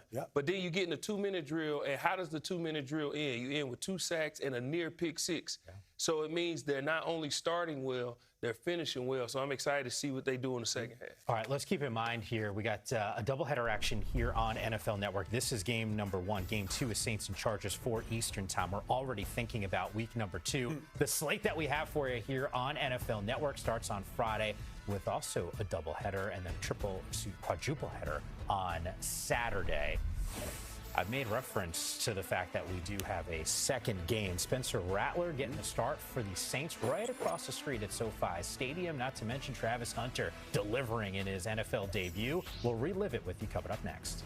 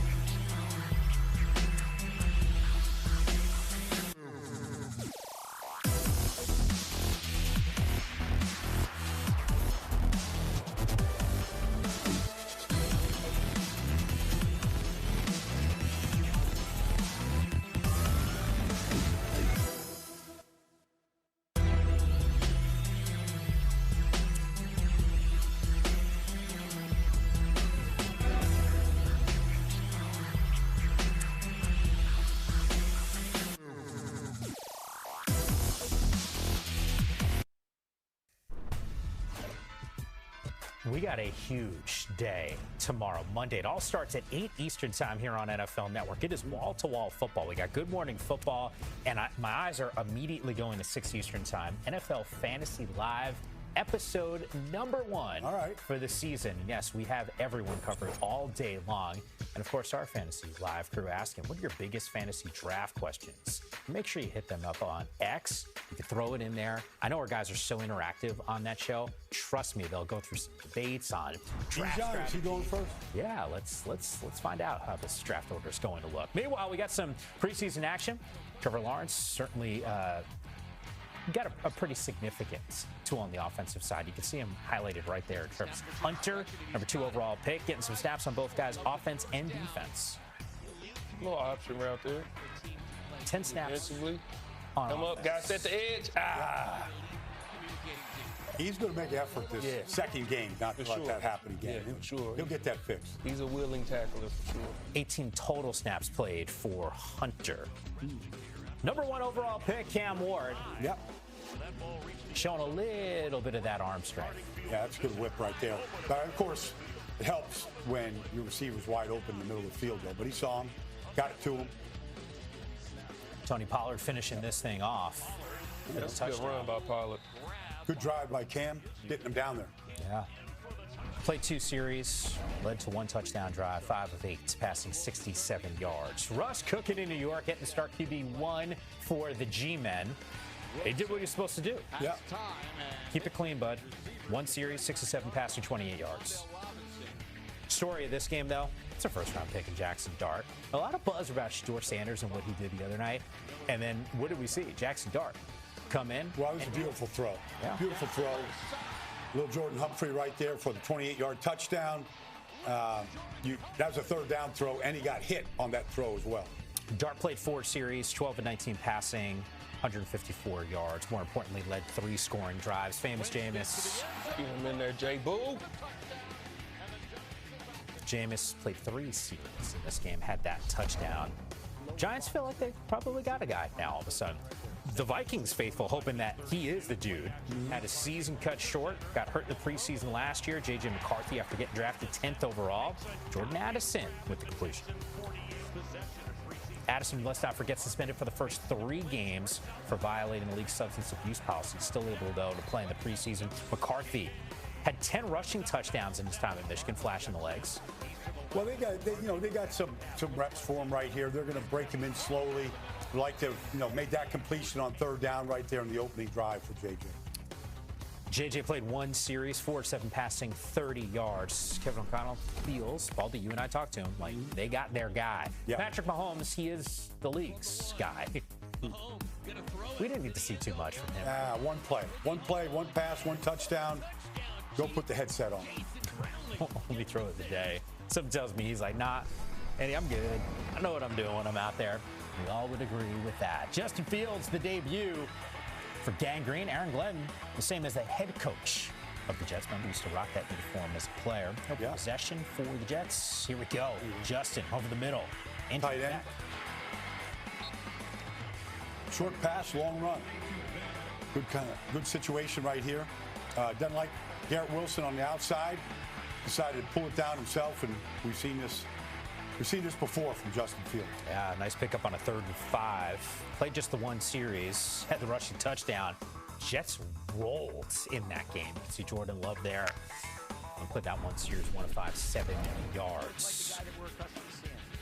Sean McVay, Brian Schottenheimer, of course, the new head coach. Dallas, boy, we've got some firepower there, huh? With CeeDee Lamb and George Pickens. Second quarter. All right, we're going to show you Joe Milton. Airing this thing out because that's what he does. Just maybe on the short list of the strongest arms in the NFL. You're like, why are we showing an incomplete pass? Well, I'll show you exactly why. CD's kind of hanging. He's like, yo, that's we got it. Head's got to be on the swivel there, Gerald. I don't think he was ready for that one. I wonder if that whole incident is why he dropped the pass. It just wasn't meant to be. He got disrupted. Yeah. You could feel it. CD, by the way, was laughing. He's okay for any fantasy owners who are going to tune in on Monday for Fantasy Live. All right, Brock Purdy and George Kittle just taking this thing in. Bo Nix took the league by storm, I think, a year ago. Not sure many people would have anticipated the team having that much success. He was just throwing it away right there, but it was still between the tackle, in between tackles, the safety. Oh, I can't wait for the amount of flashes of Robert Saleh on the sidelines. Back now with the Niners as their DC. Once again, we got the Saints in a quarterback battle. We showed you Spencer Rattler, Tyler Shuck also in that competition.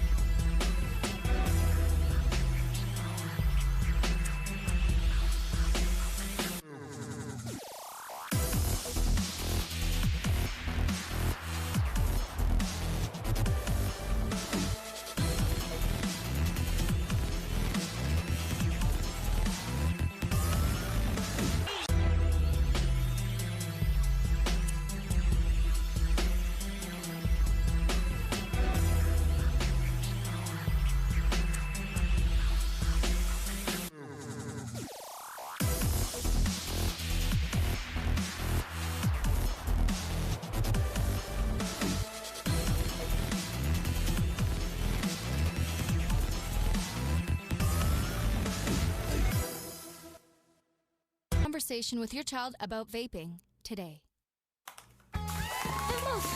Todd's in the hospital. From vaping. Promise you won't vape, Emma. Not cool. Wacky sitcom teens aren't the best people to talk to your kid about vaping. Hey, you got a minute? You are. Talk to your child about vaping today.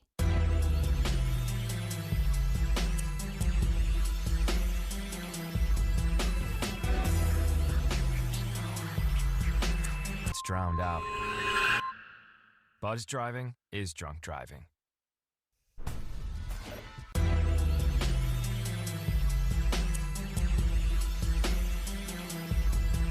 Here on NFL Network, and on Friday night it's Titans and Falcons, Chiefs and Seahawks. We'll see if maybe the magic of 1-5 Patrick Mahomes gets more than one throw in that game. Keenan Allen, welcome home. I actually saw this thing. This is pretty good for He's got pretty good. You gotta love that when you get to go back to where you know most of your career was at. I know he's feeling great.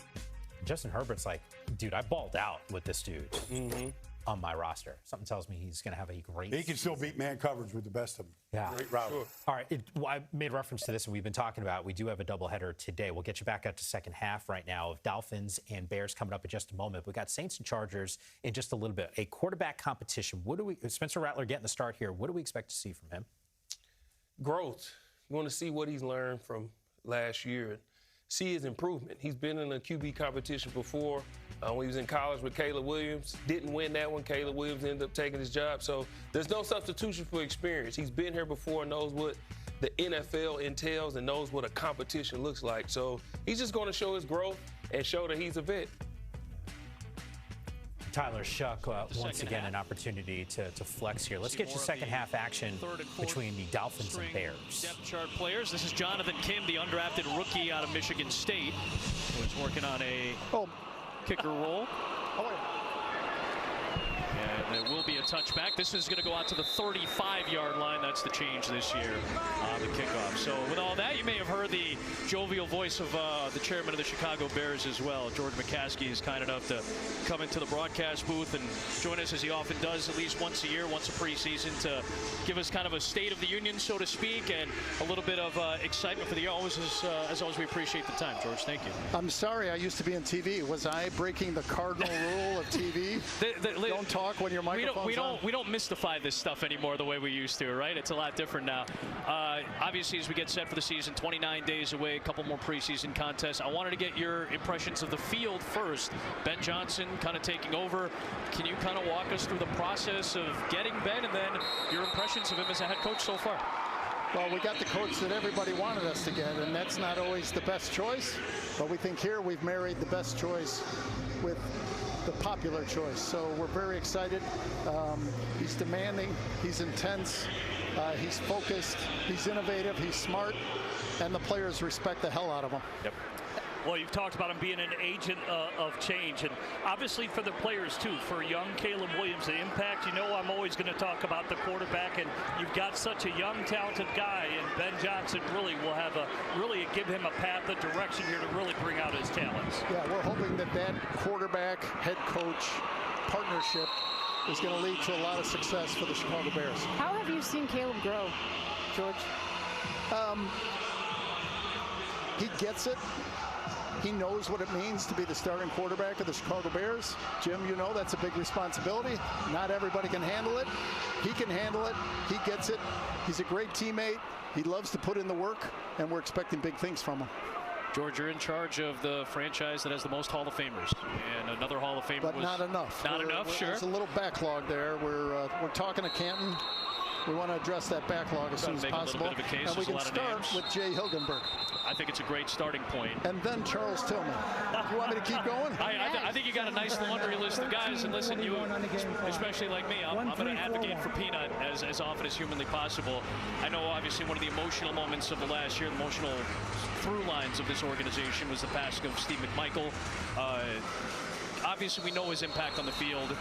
40-year anniversary coming up for the Super Bowl championship. But can you give us a sense of what you felt from your position, watching the kind of inspirational moments that he's brought to us over the last several years during the late stages of his battles? Yeah, he was the Iron Man of the Bears, and he loved playing football, especially in Chicago. He was a fan favorite, whether he was on the field for the Bears or in the booth at Wrigley giving the umpire what for. So he was a Chicagoan through and through, even though he is a good old boy from Texas, and the fans loved him. One of the Hall of Famers at the University of Texas, and I think Steve McMichael would appreciate a play like that. It's Austin Booker again, as the defensive line has been the bright spot of the defense so far today. Yeah, Steve loved getting to the quarterback, and you're showing the decal that we're going to wear on the back of the helmets this year to honor him.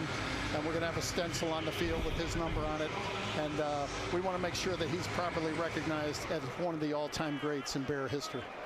I only wanted to bring this up because I thought it was just the right touch. Mrs. McCaskey was a private person, and she wouldn't want things to be made about her. I think that was something that we all appreciated about her. I think the touch of only wearing the original jerseys, the no throwbacks this year, just something that she really appreciated. I thought that was a very nice, subtle touch, and probably one that she'd appreciate. Yeah, we wanted to do something understated. You know, if she were to see this patch that the players are wearing on their jerseys, she'd be calling me up and giving me what for, what are you doing? But we thought it was a proper and appropriate and respectful way to honor all that she has meant to our family and to the Bears and to the greatest city in the world. And to the NFL as well, obviously, too. I think that was something that we felt across the league last year. Yeah, and you're looking for another 100 years. That really was her message. I know you talked about it. I find it ironic. Here I am in this stadium. I played in one of the last games of Soldier Field, old Soldier Field. And now you've got an opportunity to build just a beautiful facility, up in Arlington Heights. Sounds like for the state, the Cook County, everybody involved in the state of Illinois could benefit from such a great project. Yeah, but we've got to convince them that this is going to be great for the state. And that's on us. We need to do more work in that area. We need to do more convincing. Kevin Warren is leading that effort. He's doing a great job. He did it in Minneapolis, and we're confident that he can do it here in Chicagoland. So, George, it'll be 40 years since Super Bowl, right? The 85 Bears. 40. How are you going to honor those guys and that legacy? Yeah, well, as I said, we want to honor Steve's legacy. He was a big part of that Super Bowl team, of course, and all the other guys. We're inviting them back for our homecoming weekend for our September 8th Monday night opener against the Vikings, and we're hoping that they're going to bring us some good luck on Monday Night Football. It's just always a pleasure to get some insight from you. We appreciate how you handle your business, and it's always appreciated when you get some insight from the chairman. So thank you so much, as always, George. Well, I don't want to leave your air without thanking you, Adam, and you, Jim. But Stacy, I'm so thrilled that you're here. Rounding out the crew. Thank you. I said these are two of Chicago's adopted children, right? Yep. Even though it's a Michigander and a Canadian, I feel like these are two of the adopted children of Chicago. They're Chicagoans now. Thank you for welcoming me and making me a part of the family. It's great to have you. It's been amazing. Thank you. Really good stuff. Thank you so much, Mr. McCaskey. Always a pleasure. George, please. 3 minutes plus in. We got a flag off the interception. We'll see what the penalty marker is for Scott Novak and his crew. Thanks again to George McCaskey for just taking some time. It's always appreciated anytime we get a little insight from the front office. Pass interference on the defense. That'll be a spot foul and an automatic first down. So pass interference negates the pick. It was Jack Jones who came away with that interception, but it's going to be negated because of the PI right there, as you see, impeding the progress of Tyler Scott. So the Bears have life at their own 32-yard line. It is Case Keenum in at quarterback, wearing the number 11. And it's a handoff for Deion Hankins as he pushes ahead. Hankins at the bottom of the depth chart, the rookie out of Texas State. And it's second down for Sticks, as the guys are calling him because of 1-and-1, the Sticks. So Case Keenum, the 13-year veteran, now at the controls. Yeah, and this was very intentional by the Chicago Bears, bringing Case Keenum in. And Ryan Poles sat down with Ben Johnson, and they kind of looked at who was going to be available. And they wanted a savvy veteran in the room, somebody that when the coaches are in meetings can grab those quarterbacks, Jim, and teach them how to operate on the field and off. It's a good pick. Hey, the last 2 years he was mentoring the young C.J. Stroud down there for the Houston Texans, so he's well traveled. He's played the highest of highs, and obviously he's experienced some lows, so he's a good place to really center the gravity of young quarterbacks like he did C.J. Stroud. Dangerous play there as you saw John Saunders Jr. deflect that ball. It was a near pick, but another flag. Prior to the pass, holding on the defense number 41. That's a 5-yard penalty and an automatic first down. So another Miami penalty. This one against Channing Tindall, one of their linebackers. It's defensive holding, which came prior to the pass being delivered. Pass interference gets negated off a deflection. Defensive holding does not, nor does illegal contact. So those still stand even if the ball is deflected. So fresh set of downs with the help of some Miami mistakes. And Hankins pushes ahead. DeAndre Swift is going to be the lead back and now reunited with Ben Johnson. So there is some expectation of increase in the production of the running game. I thought DeAndre was pretty serviceable last year, but he expects to have a little bit of a boost in this offense. Yeah, brought over from Philadelphia. He played really well for the Philadelphia Eagles, and obviously has familiarity in the system. Led the Bears last year, 253 carries, just under 1,000 yards, and had 6 rushing touchdowns. But he doesn't have to come off the field. He can stay out there in passing downs, and very good hands to boot, and a good all-around back. Hankins gets swallowed up by his fellow number 35 there, and John Saunders Jr. A strong run takes him down to the 40-yard line. And there were some questions that Ben Johnson needed answered in terms of his personnel, right? So they add the 3 guys in the middle, Tooney, Dolman, and Jackson, and now this sort of backfield is taking shape. He really believes they can be a wide zone run team where they're attacking space with that zone, that offensive line, or they can be a gap run team, Jim. And so he likes the versatility that he's seeing thus far. And the personnel groupings that you mentioned. When you got 2 tight ends, 12 personnel, people forget Detroit ran quite a bit of it. They were 26% at 12 personnel. So all those schemes are available. Nice play right there. Another good connection. This time it's Samori Toure holding on to it. And he'll take it all the way down inside the 15-yard line. A good pickup for Keenum. And what does it come off of play action that Stacy just talked about? Run, run, run. Hey, now you've got the play action. You're selling it. And here it leads to the big play. Everything Stacy taught, you want it to look the same. And then boom, all of a sudden you get these big open spaces because everybody bites on it. It marries up and looks the same. And here you've got a deep strike down the field. Ben Johnson's offense, Kyle Shanahan's offense, same deal with Los Angeles and Sean McVay. Even if they're in shotgun, there's still so much play action that goes off of their offenses. Hankins gets swallowed up at the line of scrimmage. There is another flag thrown. Lions ran the ball 46% of the time. That's top 5 last year. Play action was the heaviest in the NFL last year. On the offense, 2 players are moving at the same time. That's a 5-yard penalty. First down. We'll replay that first down. Jared Goff had more touchdown passes in play action than any quarterback last year, 15 of them. For comparison, Caleb Williams had 5. The heavier personnel, the jumbo sets, the Lions used it the 4th most in the NFL, 74 plays. The Bears only ran jumbo personnel 13 times all last year. Yeah, and it's going to translate here to the Bears. The Bears were last in a lot of those statistics. Here we mentioned big plays. They just had a chunk play. The Bears were 29th last year. So those deep play action, big strikes down the field, we saw with Goff. They're very explosive, have explosive players like Williams, like Amon-Ra St. Brown. You look at Laporta, the tight end. There will be heavy influence in that, and I thought Stacy made a great point off the air. It's like, who's going to be the Amon-Ra St. Brown? They may not have him here yet. Well, he's a special player. Yeah, he's a special player, and his willingness to block on top of being a superstar is something you just can't replicate. But they certainly have a lot of talent on this Bears roster, and got a lot of guys that can do a bunch of different things.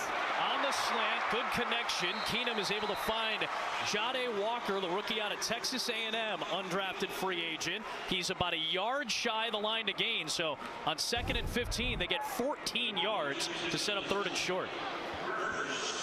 And good run after the catch. Again, it becomes an explosive play when you get that yards after the catch. And a lot of it is being accurate with the football, and certainly Case Keenum, well experienced to do that. 3rd down and 1. Hankins is the back. Keenum under center. Joel Wilson at tight end. Walker at receiver. Got 2 tight ends out there. It is Hankins, and it's going to be a tackle for loss. Miami's front gets there. Good penetration by Derek McClendon, who's made a couple of nice plays. Bears will likely go for it on 4th down. Well, Miami was the 9th best run defense in the National Football League last season. A big turnaround with defensive coordinator Anthony Weaver, and we saw a reflection of it there. It's a solid defensive year. They were top 10 in both pass, rush, and scoring last year on defense. 2nd year for Weaver. Carlson in motion. 4th and 2. Keenum under pressure. Floats it. Walker can't hold on. It was McClendon bringing the pressure again. He had a nice drive for Miami, and the Bears unable to cash in from inside the 5. So Keenum's first drive goes nearly the distance.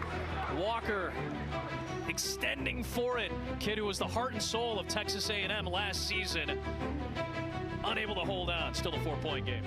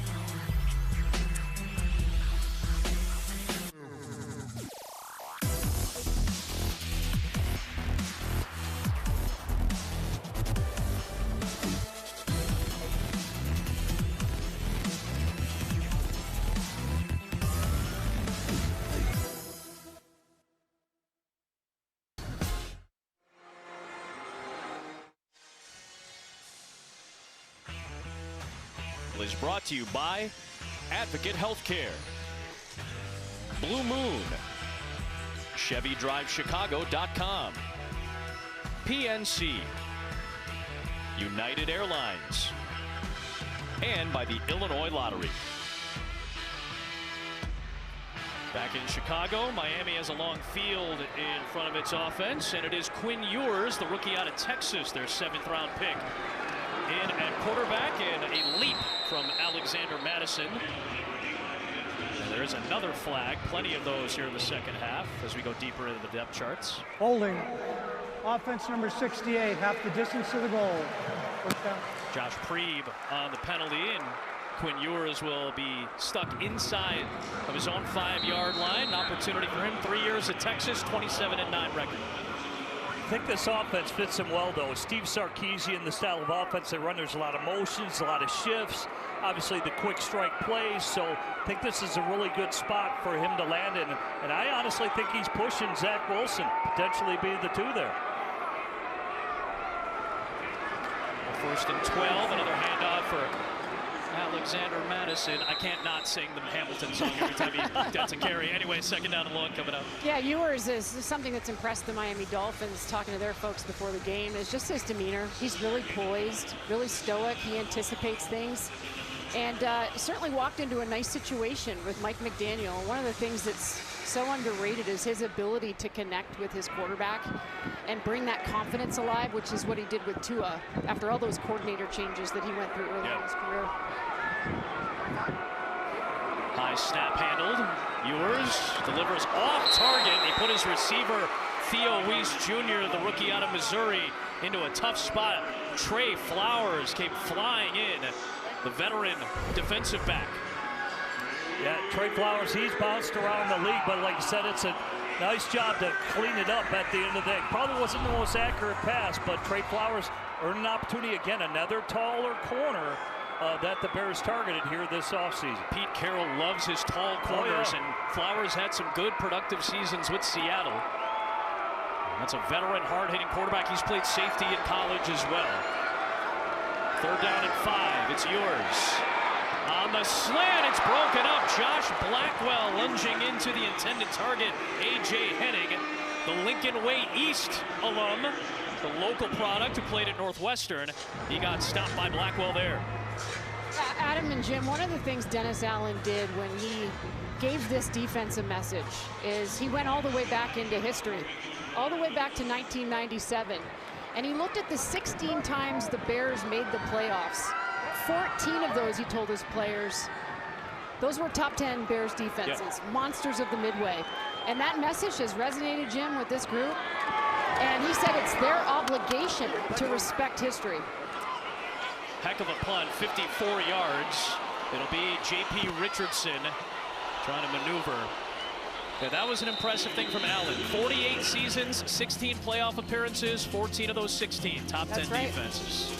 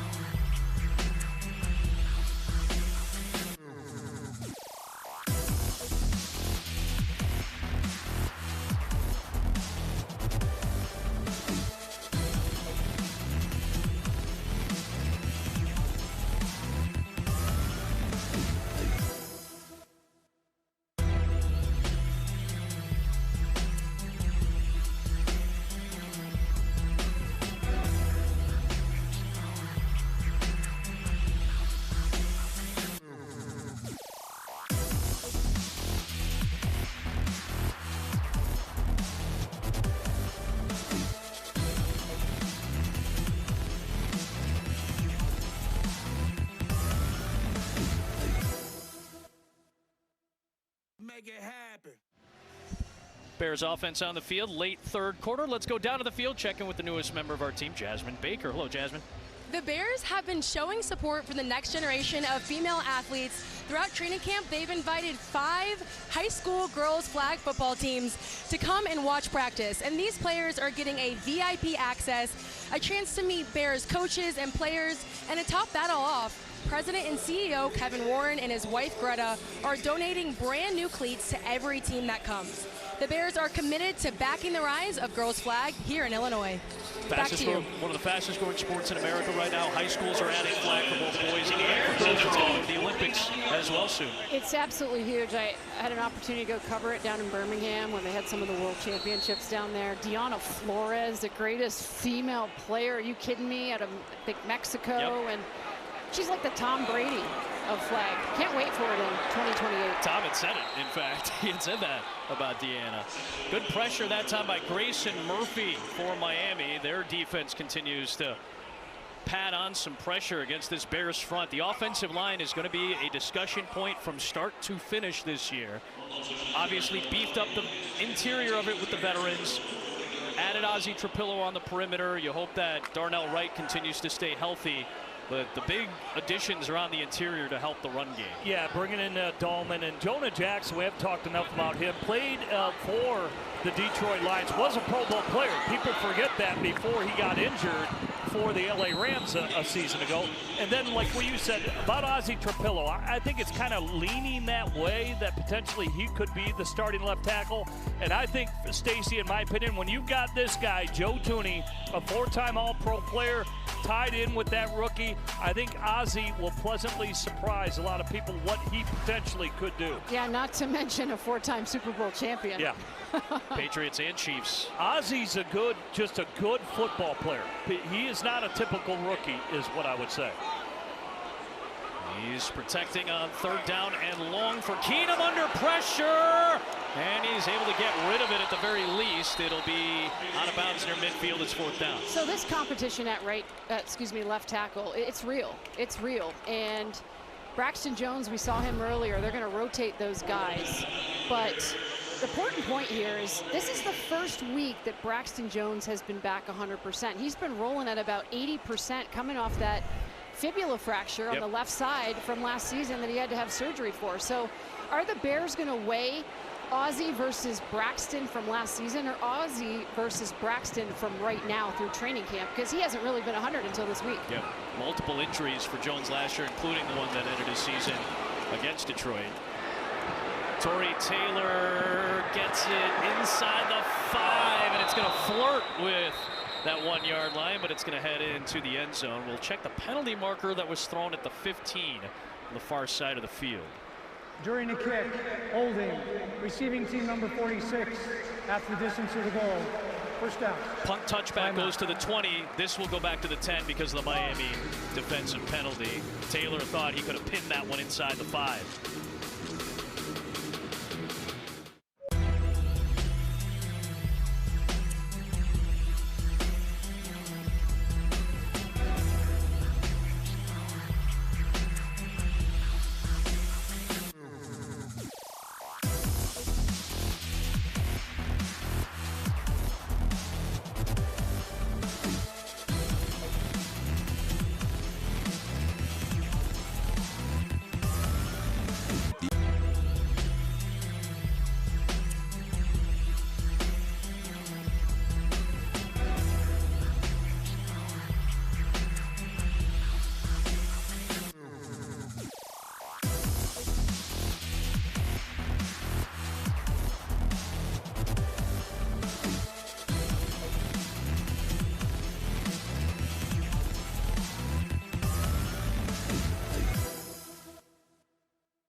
This is your very first yearbook. Your commitment to education motivates me, your coworkers, and your students. You showed me that if you come from nothing, you can still be anything. You told me I deserve to succeed. It's been 15 years, and I still live by that. You're the model for success for your kids, grandkids, and your students. When I look at all these success stories, I cannot help but think it all.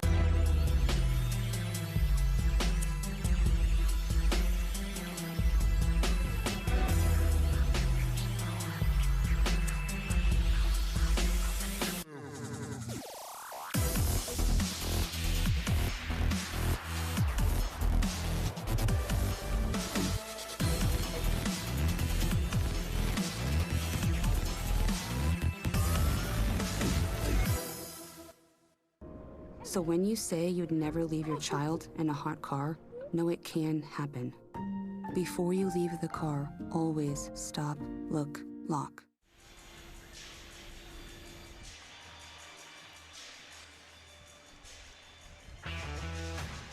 Bears preseason football is brought to you by Shell, the official fuel partner of the Chicago Bears.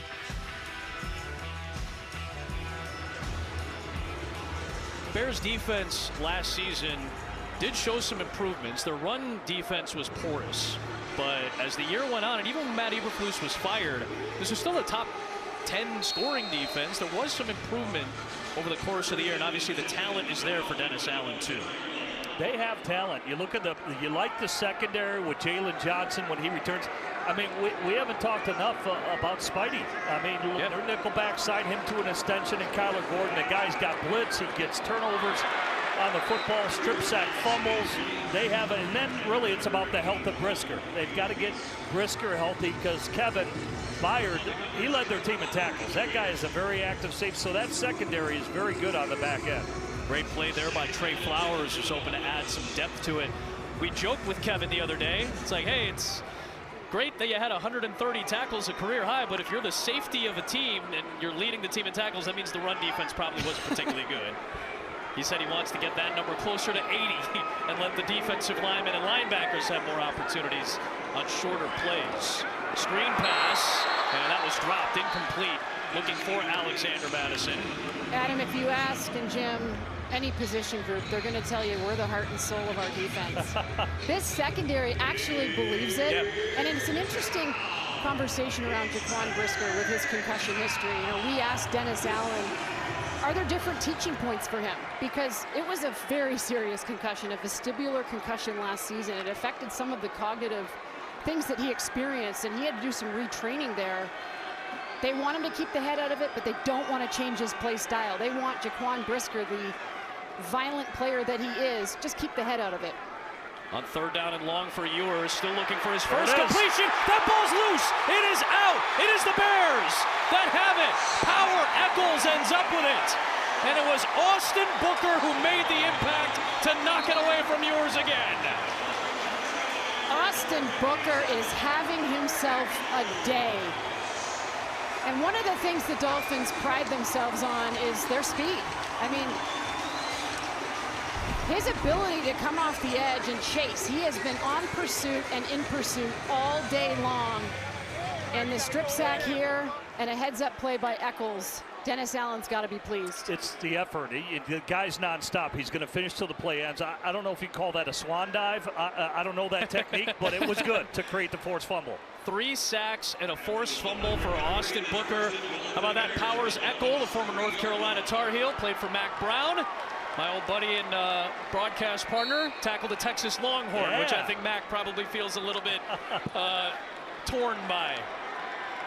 And you see Case Keenum trying to get everybody lined up. It's Benedette for the time being at left tackle now for Ben Johnson. First and goal, chance for the lead for Chicago. Hankins gets the first crack at it, and the front for Miami is able to penetrate impressively. A good job by Matt Dickerson, who's made a couple of nice plays here in the third. Joe Wilson, the tight end's got to be a little bit tougher at the point of attack there. You mentioned the left tackle there. Be more forceful. You know what's coming downhill, and this is where you got to get the push right here. This is where it matters. We saw Eric Bieniemy, the new running backs coach for the Bears. Obviously a lot of success in Kansas City. Had a stint in Washington, was at UCLA last year as the offensive coordinator and assistant head coach. And a flag thrown. It's going to be a procedure penalty against the Bears. Have to clean this up, especially in the red zone. Being snapped, false start. Offense number 78, that's a 5-yard penalty. Second down. That's Joshua Miles, former Arizona Cardinal and New York Giant, who they tagged for the false start. So you got the third string guys on this offensive line in right now. Benedette, Miles, Ricky Stromberg, the former Washington Commander, is out there as well. You'll see Bates, McFadden, Glazer, and Karan Amagaji, on the offensive line in this second half.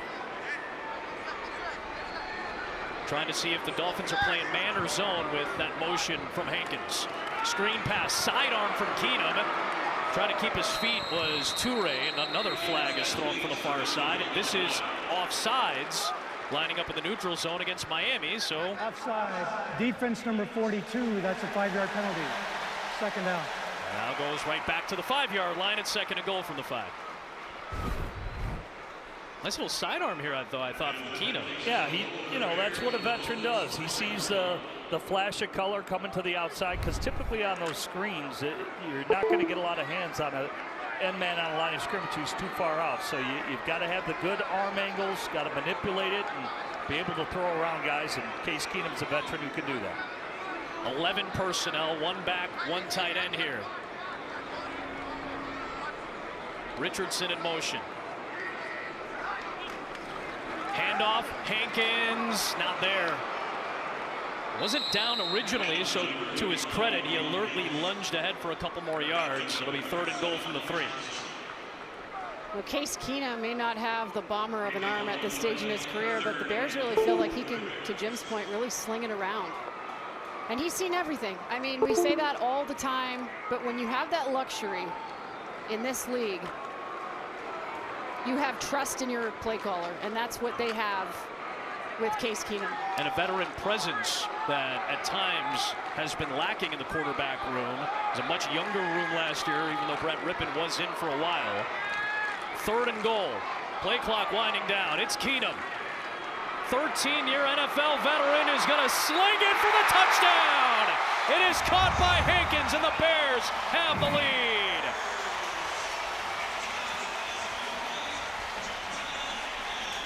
Well, I like how he spread the love to a young. He could have ran that in for a touchdown. He could have ran it in, but instead he helps out his fellow Texan in Hankins. That's right. So, building some confidence, and that's what veterans do. I think, Stacy brings up a good point. If you go back to his big year in Minnesota, he actually was #1 quarterback in the league against the blitz. Yeah. He did not get sacked a lot. When the Bears last year, the past couple years, they have led the league in sacks. Yeah. And I think that's another area that his veteran leadership is going to teach these young quarterbacks about protections, getting rid of the ball, not staying on schedule, not starting with long starts. That's where Case Keenum is really going to help these young QBs. Stacy said it. Austin Booker is having a monster day defensively. He got the turnover, grabbed by Eccles, and then from one Texan to another, Keenum to Hankins for the first Bears lead.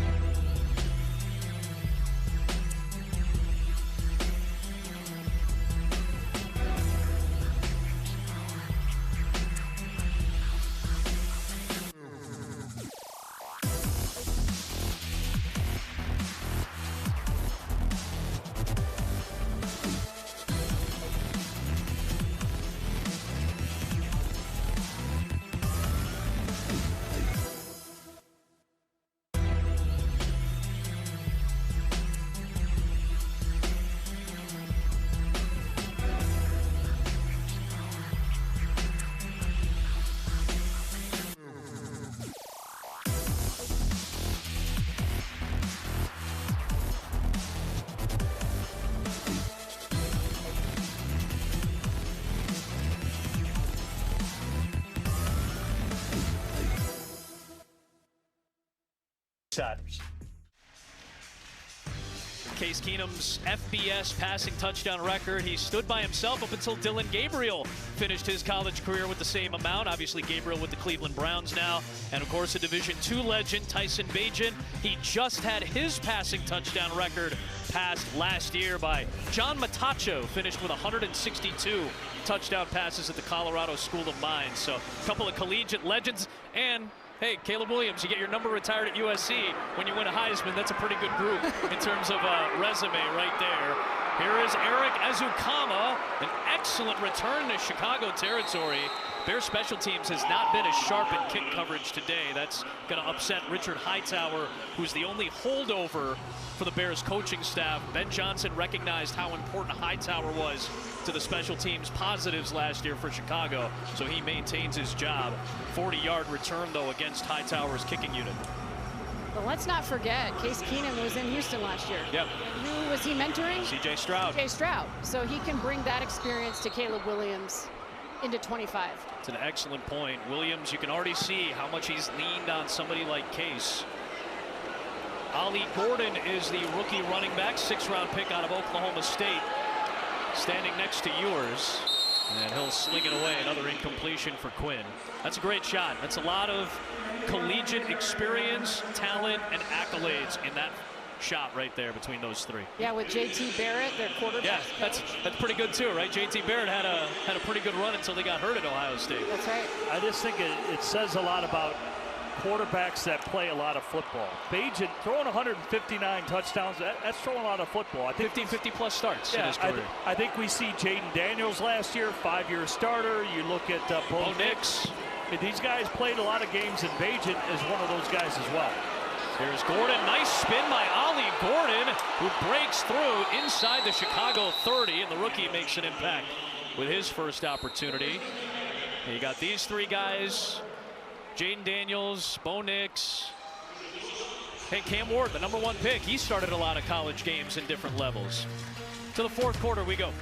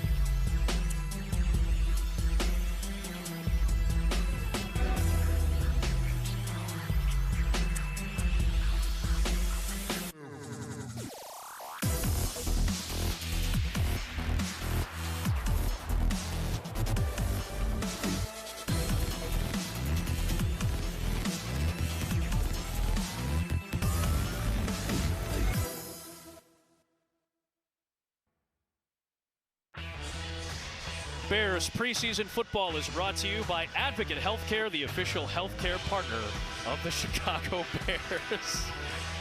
Oh man, you see the baby raise. Who doesn't love a baby raise? You can sign up your newest diehard fan to Baby Bears, brought to you by Advocate Healthcare for free. Kids 2 and under are eligible to join the team. ChicagoBears.com/Baby Bears. Great shot. Staley loves it too. That child is clueless as to what is happening right now, but a winner nonetheless. Ben Johnson looking at his defense. Fresh set of downs for Miami from the Chicago 28. first down. It will be Ollie Gordon again. He gets stopped after a short game.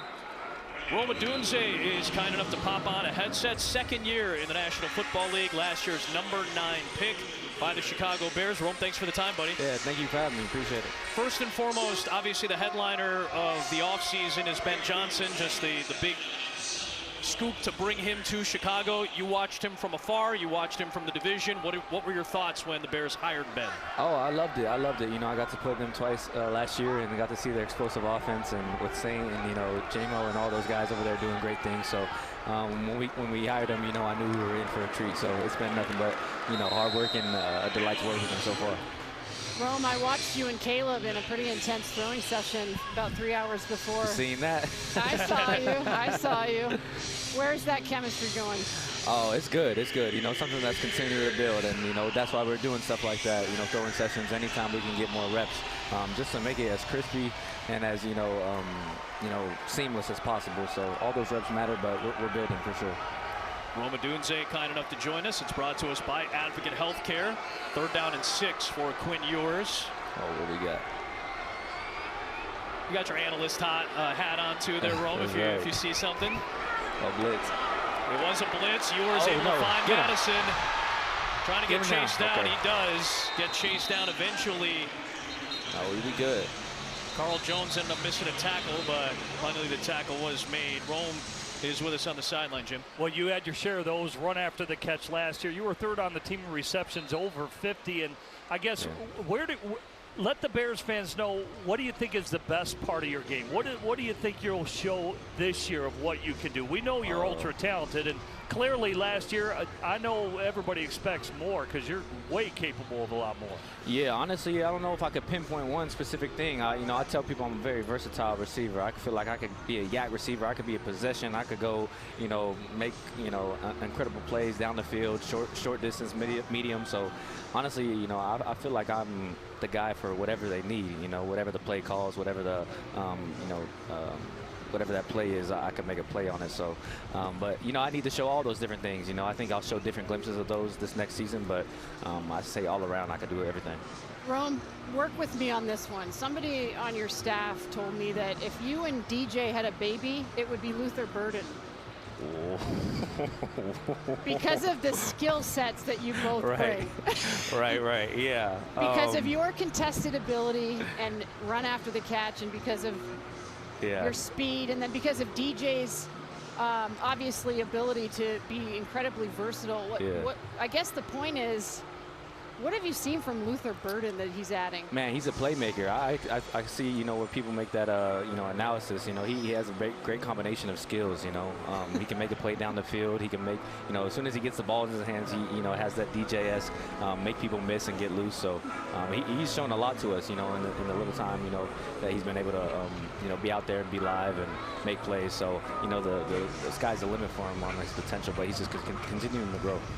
Really appreciate the time, Rome, and best of luck coming up in year number 2 for you, buddy. Thank you. Fair down. Thanks, Rome. Good luck. Rome Odunze brought to us by Advocate Healthcare. Officials and trainers are checking on Alexander Madison. We'll step aside.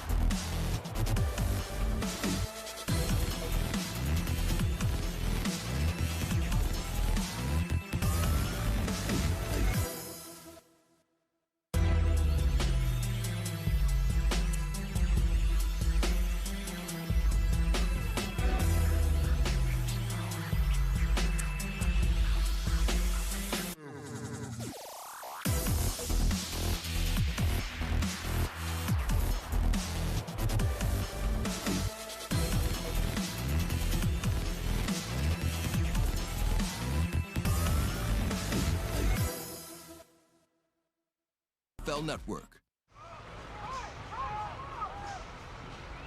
One of the things you hope to avoid is any serious injury. We hope Alexander Madison is okay. He landed awkwardly and with some impact on the crown of his helmet when he got tackled by Alex Cook, one of the players who's battling for a secondary job and a special teams job for the Bears. Madison carefully coming off the field. Obviously, Mike McDaniel and the Miami Dolphins are very cautious about anything related to the head, obviously with Tua being the headliner of that. NFL concussions did go down to a significantly lower percentage last year. A lot of that has to do with the kickoff rules, the guardian caps that are being implemented not only in practices but with some players in game. First and goal for Ewers as Miami looks to regain the lead.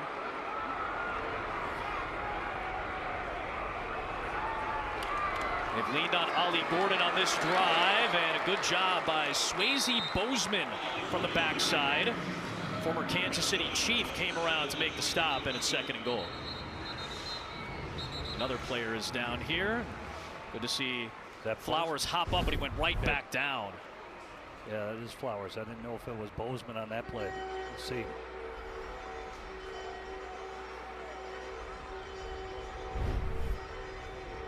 And Flowers tried to hop back up and then immediately went back down. Trey split last year with the Jaguars and Colts in the AFC South. It's his 6th team in 8 years. Hard hitter. 95 NFL regular season games for Flowers. Safety at Oklahoma State, made the transition to corner. He's played outside, has played inside corner, played for Pete Carroll for a long time. Adding some depth to that secondary, which is going to have Jalen Johnson hopefully back for week 1. But if not, you have Tyreek Stevenson, you have Nashawn Wright, who's had a great camp. Terrell Smith nearly had a pick today. Yeah, drafted Za Frazier in the 5th round. Amir Speeds had some experience in the NFL. And like you said, whether it's Nashawn, they're all over 6 foot. You know, you mentioned Za Frazier. I mean, he's legit 6'3". Wright is a legit 6'3" and above, probably 6'4" is what I look at him at. Trey Flowers is so there is a conscious effort to get bigger, to get longer, to have more length. For what Stacy talked about at Dennis Allen, it's about contesting the receivers, disrupting their routes at the line of scrimmage. You have to have the arm length to do that, and so you can see that was a predicted effort by the Bears to get bigger in their secondary. All 8 of the outside corners listed for the Bears depth chart are all 6 feet or taller. There you go. Well, you're dealing against Jordan Jefferson. You're dealing against some big-time weapons. You know, in the end, this is the highest scoring division in football. You know, and you've got midline passers, as I mentioned. Jared Goff's going to be a midline passer. Love has some, you know, he's got the wiggle to him, but they want him. Coach LaFleur wants him to play midline, and I would think Kevin O'Connell, he wants J.J. McCarthy to play midline as well. So you better be able to contest things down the field when guys are throwing from the pocket. I think about all those receivers that Green Bay has added in the draft this past year to help Jordan Love out. Right back to Gordon, looking for a hole. He may have been stopped. He was. Oh, Power Echols able to save the touchdown. Is that a fumble recovery? And right there, he saved Gordon from entering the end zone with the ball. Now, Power Echols is taking advantage of the opportunity that he's been given here today. And just a really heads-up stand right there at the goal line. Remember, he recovered that strip sack earlier by Austin Booker. And I'll say this has been, for a lot of these veteran Bears defenders, as they've told us, the toughest training camp they've ever been through, in their words. Imagine being a rookie now and jumping right into it. Here is Gordon over the top, and this time he's in for Miami, and the Dolphins are back in front. Ollie Gordon going over the top that time. And it's a 3-point Miami lead with a point after coming. That's 225-pound back in Ollie Gordon. He is a big back who runs with power, left his feet, and able to power it in there. You've seen the ability to rush the football against the Bears front with some of the splash plays. It's negated some of Miami's drives. The goal line stand negated one of those drives, but the rush defense is going to be a question mark as we get closer and closer to the regular season. And for all the passing we talk about in this division, the running backs are no slouches in this division either.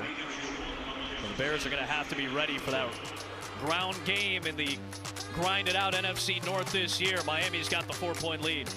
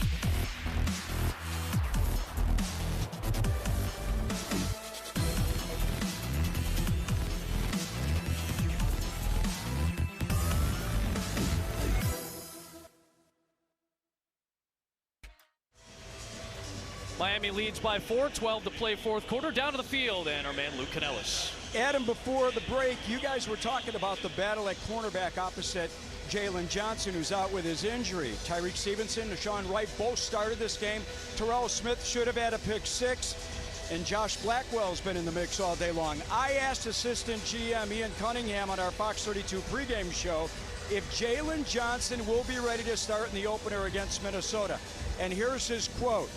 Jalen has been doing a good job with his rehab. He's a pro. He's in all the meetings. No concern. We are going to take it day by day, week by week. Whenever he's ready, he's going to be out there and be ready to go. Guys?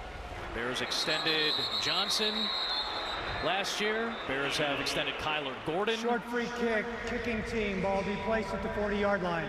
Ball has to get to the landing zone at the 20. As soon as it falls short, it's a dead ball, and this is why kickers have to be precise, even more so this year. That ball goes right to the 40-yard line now for Chicago and Austin Reed at quarterback. You know, I always listen when veteran players like Kevin Byard say important things, and for him to say that Jalen Johnson is the best shutdown corner he has ever played with speaks volumes. So let's hope he gets back week 1. Beg your pardon, I should say it's still Case Keenum. We thought we were going to see Austin Reed right out of the gate in the fourth. Beg your pardon. It is Keenum. He's going to get another opportunity on this drive. Was looking downfield, tried to check it down for Ian Wheeler, and then multiple flags get thrown. What if it's roughing the passer? Yeah, it might be for roughing here, which is another point Personal of clarification. Foul, unnecessary roughness on the defense, number 59. It's a 15-yard penalty and an automatic first down. Well, you get this a lot with players that are on third and fourth lines of the depth chart. Derek McClendon has been working his tail off all day, but he got a little aggressive with the body weight at the end of that play on top of the quarterback, Case Keenum. Yeah, Can't have that weight on. Yeah, Case he's trying to load up to throw the post route down the field. Good creep up the field, and I kind of feel for defenders now. And as a former quarterback, body weight on you, I mean, that was never called back in the day, Sure. but now it's part of the game. Guys, this is one of the best stories for the Bears over the last year. This is Ian Wheeler. I think anybody who watched Hard Knocks found it very difficult not to be emotionally moved by Ian, who put his medical career as a doctor on hold to pursue his NFL dream. Had a great preseason last year, had 2 touchdowns against Buffalo, but had that torn ACL in the preseason finale. We saw the emotional moments with his mother, who was consoling him after the injury, but the great moment of Ryan Poles bringing Ian into the office and saying, you're going to rehab with us, we're signing you, we're keeping you. And Ian Wheeler is back on the field, and it's just one of the best stories across the board for Chicago. A guy who is a speed burner at Howard University powers ahead to set up third down and short. You know, and it's an interesting running back room because the Bears had some guys come in over the weekend and work out. And one of those guys, Jamal Williams, who had all those 22 of them touchdowns. 22 touchdowns 3 years ago now in 2022 with Detroit. Exactly. And yards from scrimmage guy, too. So it'll be interesting to see if the Bears make any personnel decisions heading into this season. Well, Roschon, you would think, would be the big or short yardage goal line back, but like you said, he's been out with the foot. Williams provides that ability if they were to sign him, and why Monangai has elevated up the depth chart. They've been thin to win at that position right now. Nice run by Wheeler. He picks up the first down as we approach 10 minutes to play. Of course, Jamal Williams had all that success, the nearly 20 rushing touchdowns under Ben Johnson as his offensive coordinator. Nice job here by Wheeler to keep his feet for the first down. Yeah, we were having so much fun calling those games in preseason. He was like a jitterbug out there. He was, so it's man. A great story that you brought up with him. And boy, he is fast, and he can regain that. And it's good to see him out on the field. And how about Eric Bieniemy leading the charge with these guys? Yeah. If you want to learn something about the running back position, get with him. Keenum rolling out, and a decent enough job by the tight end Thomas Gordon, who was holding his block to try to allow Keenum to get some positive yardage. This is a big step for Bieniemy, who came close at times to head coaching positions. He was in rooms, he was in interviews, went to the college level a year ago, and now taking over this running back room with some intensity, the same way it was when he was the coordinator in Washington. He's fascinating to watch at practice because of that intensity, but they drafted a guy named Isaiah Pacheco in the 7th round in Kansas City. Guess who his running backs coach was then? Yep. Pretty decent, right? Pacheco's turned out an excellent run the last couple of years. Wheeler gets blown up that time by the Miami defense and Channing Tindall. There he is right there, Eric Bieniemy. Couple Super Bowls with the Kansas City Chiefs over 10 seasons. You mentioned his time at UCLA in the college game. And now he returns to the program. It's nice, Jim, too, to have that cross-section. Well, yeah, I think it says a lot about Ben Johnson. Here's another coach that's very demanding. You know, we haven't talked about Antoine Randall. I think he's very demanding as a wide receiver. Dan Rochard, who I know well from his days back at Michigan State, the O-line coach, very demanding of what, and they should be. They should be. This team has not won a lot of games. They need an offense that needs more structure, that needs to score more points, and they're going to challenge these guys. And it will be with some demanding coaches that know how they want it run. Joel Wilson made the catch, the first-year pro out of Central Michigan. Eugene Asante came flying in. A flag was thrown. This is potentially for a defenseless player. Personal foul, unnecessary roughness on the defense, number 51. Penalty is half the distance and an automatic first down. Again, a defenseless player is somebody who is in the process of receiving the ball, and if there's forcible contact to the head or neck area of a defenseless player, that's an unnecessary roughness penalty, and I think that's exactly what Asante got tagged with right there. Because again, until you establish position as a runner when you catch the ball, that's why when you don't catch the ball and it's jarred loose, it's ruled incomplete. You were deemed to never have possession. When you have possession, you become a runner, quote unquote, and are no longer a defenseless player. Wilson was still in the process of making the catch, hence why he's still defenseless, and there's the penalty for unnecessary roughness. And Joel Wilson, one of the players early on in camp, like 2 or 3 months ago, Ben Johnson was lauding, and he was really pleased with, so. He's had a couple of practice squad stints with New Orleans, so Dennis Allen saw him a little. Buffalo, Green Bay, the Giants, the Bears. He's gone all over and now trying to find a home in Chicago. Here's Wheeler. Another flag is thrown. He's able to break the tackle. Ian Wheeler, touchdown! We will check the flag, but regardless, what an effort. This is probably coming back, but you have to appreciate the effort of Wheeler coming off the injury. On the offense, number 13 did not set. That's a 5-yard penalty. First down. Maurice Alexander unfortunately negates that penalty, but you have to appreciate, it is impossible in the NFL to not appreciate when somebody takes the punishment and physicality of this league and you see him moving as if there were no injury. What an encouraging sign for this great story in Wheeler. Oh yeah, he just keeps the caboose moving, plays through contact, plays through the whistle. That's a big confidence boost. You know, when you score, you have a big play, and you just go back. Hey, I'm back. You tell yourself you're back. Fade route, Walker! It is touchdown for Chicago! And the Bears have the lead again!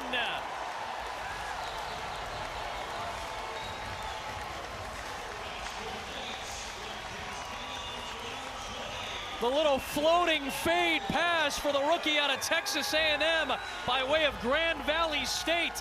That makes my friend Jim Miller, the Michigander, very happy. What a play, what a throw, what a catch. Yeah, really just lays it up there perfectly for him, and all he's got to do is cradle it in the basket. Nice, accurate throw. Obviously, it's the one-on-one on the outside, and you got to make the play. And it's a big receiver going down to the ground and making a play and securing the football. 6'3", 206-pound rookie Jahdae Walker. Mike Elko, the new coach at Texas A&M, said he was the heart and soul of our team last year. And Walker shows up in his first NFL preseason game, and it's placed on a platter for him by Keenum.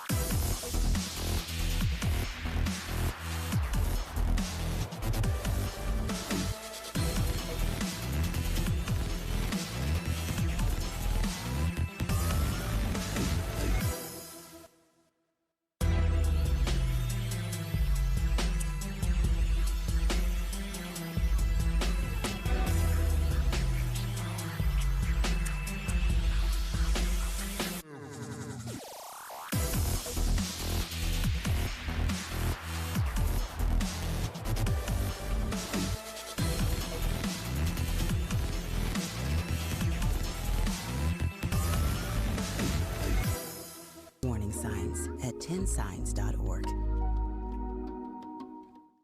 This broadcast is copyrighted by NFL Productions for the private use of our audience. Any other use of this broadcast or any pictures, descriptions, or accounts of the game without the consent of NFL Productions is prohibited. Let's take a look at how the quarterbacks fared through the air. It's presented by United Airlines, and Tyson Bagent most of the first half. Keenum third and a little bit of the fourth. Thought both very efficient, obviously accurate with their throws. Unfortunately for the tipped interception for Tyson Bagent, but both, again, playing from within the pocket, playing within structure, and moving the ball as the game went along. Nice return by A.J. Henning for Miami. They set up past the 40-yard line, 32-yard return. Keenum and Bagent talking with J.T. Barrett and Caleb Williams. It'll be an interesting quarterback room this year. It is going to be an interesting quarterback room. And I like the transparency from Ben Johnson. They're targeting a 70% completion rating from Caleb Williams. He was 63, I believe, 63%. Last year, which was right around 31st in the league. League average is 65, 66. So that's a huge jump for him. And he's going to have to play within the progressions of this offense. That structure is so important. I think when you look at it, they want to be a midline team. Not that Caleb isn't athletic and can get outside. We know he can evade and make plays with his legs, but to avoid the sacks and all those things. They led the league in sacks last year. He's got to be better at playing within the pocket, timing and rhythm, certainly from the underneath the center stuff that we talked about earlier in the game today. Caleb Williams was sacked 68 times as a rookie, 16 more than any other player. 28 of those sacks came after he held the ball for 5 or more seconds. So obviously the line at times held up, but you got to get rid of the football at one point. Absolutely. It's not all on the offensive line. And Stacy nailed it. Like when she was down there watching him throw in that pregame warm-up, that's the coach, the head coach talking to him, to his quarterback. Hey, here's the timing. Here's what I need. Here's when the ball's got to come out. You can't take a sack here. There are certain plays that are no sack situations, and he's got to be better at that process that Stacy alluded to. The process of going through his reads from 1 to 2 to 3, and you can see that she explained with Tyson Bagent, even after the play's over, hey man, how's my third guy looking? How's my fourth guy looking? Go through your progression and read it out. 2 good plays by Henning, the return, and then that catch and a nice sling by Quinn Ewers. Now Ollie Gordon back to work. Swayze Bozeman is there for the stop. The NFL is getting more and more to the progression offenses, which is a fascinating combination with all of these college quarterbacks, Quinn Ewers among them, who is coming into the NFL. You hear all this stuff about their 7-on-7 prowess, but can they read the field? Can they progress through 1, 2, 3, 4? So many college quarterbacks play the spread. They play half-field reads. It's 1, 2, read and go. So this is a transition for any young quarterback, and Caleb Williams included, even though this is year 2 for him. Yeah, and it's a passing league. All the rules are geared towards passing in the football. There's no question about it. The pass interference calls, the roughing the passer calls. You look at the sheer volume of pass plays called per game. And obviously, like you said, the RPO and the wide receiver screen game are really easy throws that have added to higher completions. Might have a pass interference flag potentially here, as Jeremiah Walker was in coverage of A.J. Henning, favorite target on this drive. There is no foul for defensive pass interference. There we go. So a good discussion there by the officials. They can go over that. Walker's pumped up after all that. The undrafted free agent rookie out of FCS Stephen F. Austin. Al Harris, you remember Al Harris? We want the ball, we're going to score. Sorry, my buddy Matt Hasselbeck. Harris for Green Bay had that famous interception in the playoffs, but he's been an excellent position coach. Good to see Trey Flowers back out there as well. I'm glad to see him as a Bear. He picked me off way too many times. He's a big corner. He created some nightmares. I was going to say, that's a tall corner in Al Harris. These players love Al Harris. They do. 3rd and 8. Ewers, good break on the ball by Joshua Blackwell. And Al Harris loves it. Remember this season that Trayvon Diggs had 11 interceptions? I believe it was. Years ago for Dallas. It was 11 or 12, something like that. That was unreal. And then a couple years later, Deron Bland has 5 pick-sixes in Dallas. He transformed that secondary, and that's what the Bears think he's going to do here. Take a look at this reaction. Look at the intensity of Al. 5 years as a DB coach in Dallas for Mike McCarthy. He was an intern in Miami in 2012 when Ben Johnson was on staff. This is within Jason Sanders' range, as long as 57. This is 56. And NFL kickers just make it look so much easier now. We saw more 50-yard field goals last year than at any point in NFL history. And Jason Sanders is among the elite. Great play by Blackwell, though, to force the field goal try and tie this game up at 24 on the 3 points from Miami. Good effort on the secondary in that last series. Yeah, tremendous effort right here. A little bit of a tug with Blackwell getting some extra minutes here. Very serviceable player for the Chicago Bears. I'm just wondering who's going to win. Jim Miller on his way to Detroit via his vehicle, or the Miami Dolphins, who are headed to Detroit to face the Lions in joint practices. Who's winning? I'm winning that race. If the Bears are you're winning that race, I'm winning that race home. I've been on this camp tour way too long. You got to get some. My butt is getting home. Are you a speedster? Are you like? You have a heavy foot? He's going to be today, I think. Talk about my traffic record, Stacy. But anyway, I don't care who pulls me over. I'm going home fast. You have to return this ball. It landed in the landing zone. Oh, it went off the pylon. Oh, this is going to be an interesting call. That is a break. It's a touchback. It touched the pylon, but the touchback's going to go to the 20, not the 35, because the ball landed in the landing zone. So that's about as precise of a kick as you could ask for, other than maybe going out in the back of the end zone.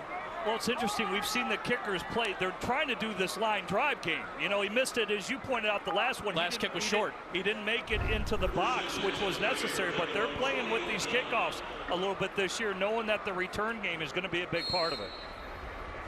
They want them to bring it out. How can they make it the most difficult? You know, kicking them a knuckleball, a line drive ball, where they've got to really play the bounce is going to make it more difficult. Austin Reed checks in. Had a good preseason last year and was in the room. On the practice squad, he finds Wheeler. There's some of the speed from Ian Wheeler, and a good game for Austin Reed out of the gates.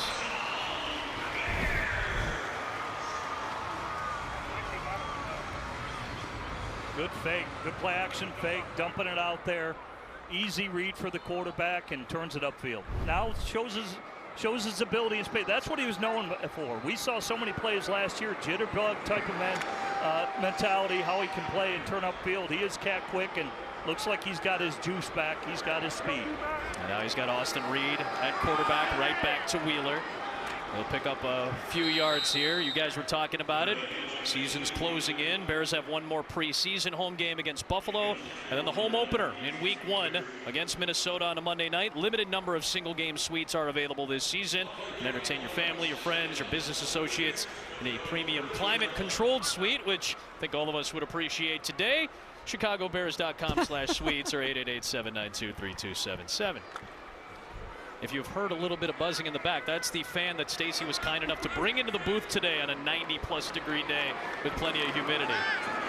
Off the fake, Reed somehow got it to his intended target in John Jackson, and he sprints for the first down. I'm sure we do have Dolphins fans, though, watching. These Miami Dolphins couldn't be happier to be here in this weather. I was going to say, it's a little rough. I will say for the inaugural broadcast of Stacy, she's a good teammate. It's the more you can do, Adam. So when she was making her point, she didn't know, but she was turning her fan towards me. And I was like, what a great teammate. This is going to work out really good. Multitasking extraordinaire. And I'm excited. I get to travel to Europe with Stacy. She's going to be part of our Fox NFL Network crew when we're in Berlin to watch the Colts and Falcons in November. So I'm excited. I've never been to Germany. You've done a lot of European traveling.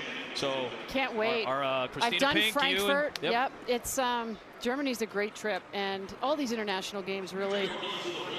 And by then, you know, we'll have a good feel about this NFL season, right? Yep. And as you look around the league, always fascinating storylines at this time. But when you think about this division, the NFC North, it's just a bloodbath. Yeah. It was last season with a 15, 14, and 11 win teams. And I expect nothing less, Jim, this year. I think there's going to be high scoring again, and it's going to be critical for these Bears to score points. There is Walker again. He's been productive. He picks up the first down.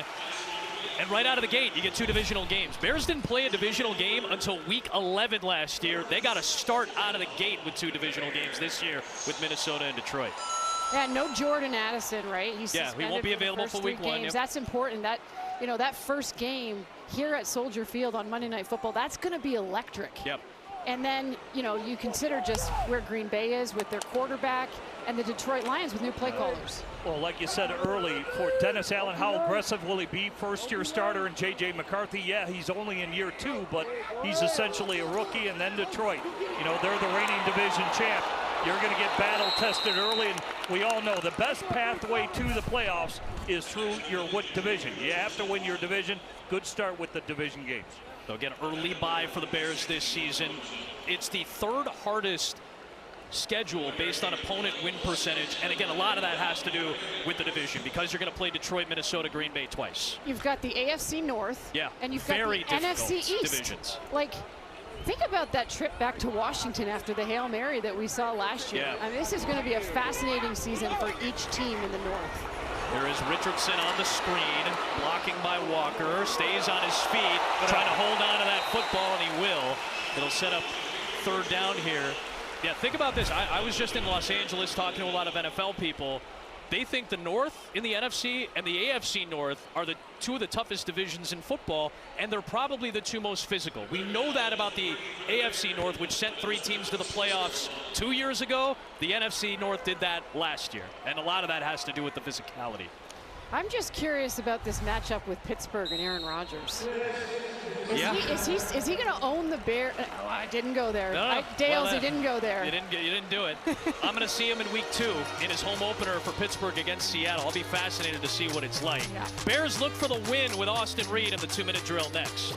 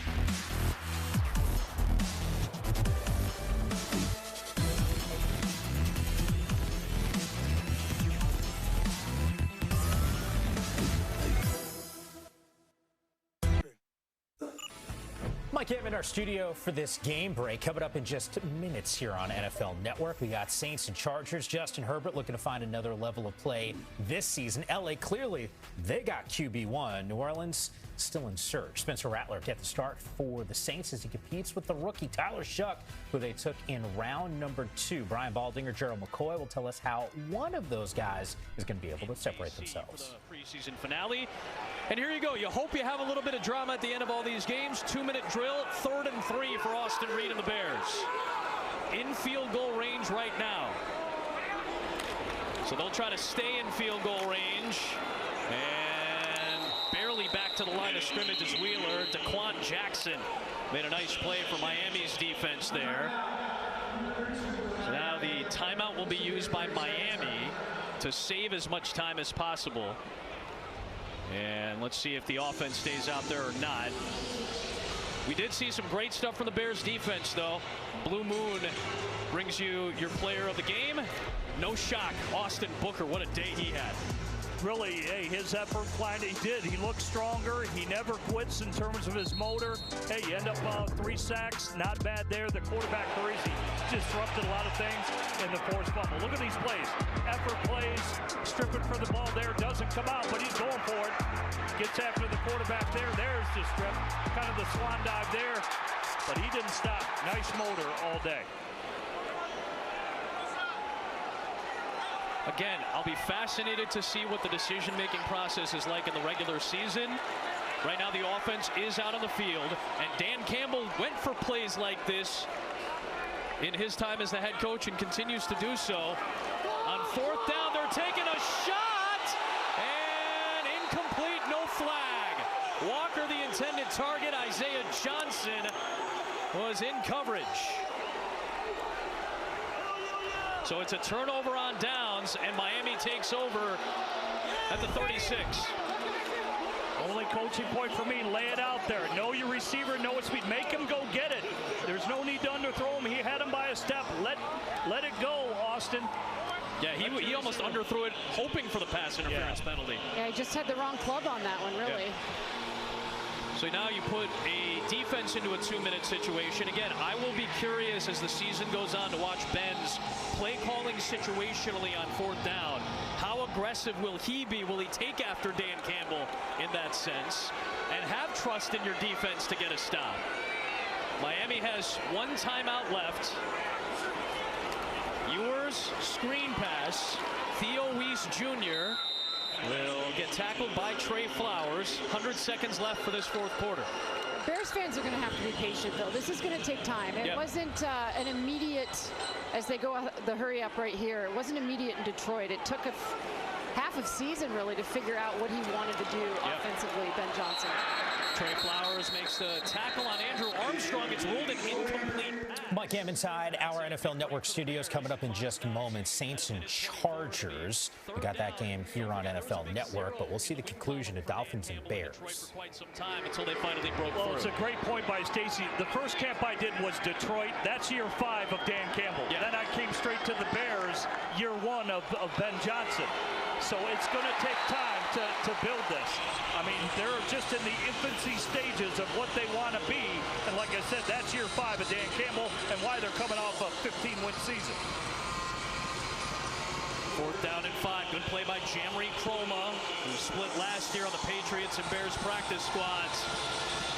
And again, went forward on 4th down in field goal range and said, okay, defense, we didn't get it done. Go get a stop. Dennis Allen's defense needs one on 4th and 5.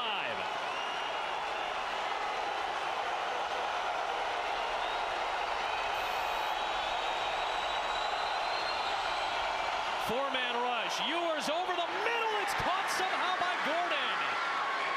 And he gets dragged down after he held on in a very tight window. Carl Jones finally makes the stop. It's 1st down Miami. 19-yard pickup. Boy, that was not a big window to deliver that ball for Ewers. Less than a minute to go. And a whistle. It'll be a false start against Miami. False start, offense number 75. That's a 5-yard penalty. 1st down. By rule, this foul carries a 10-second runoff.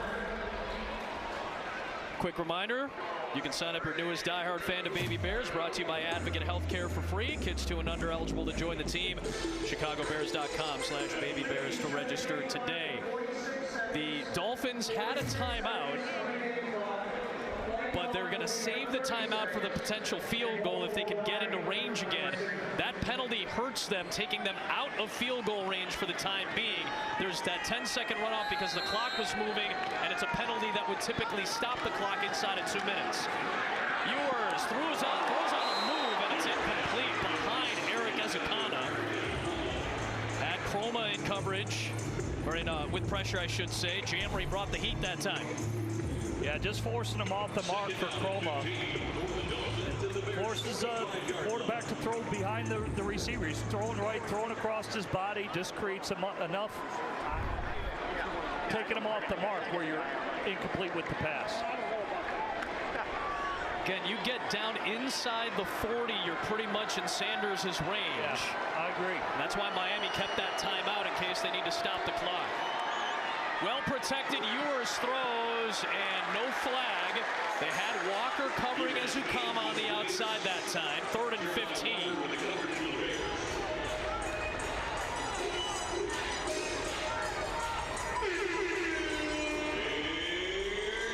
I think if you're Miami, you're probably looking at taking one more shot to try to get the first down.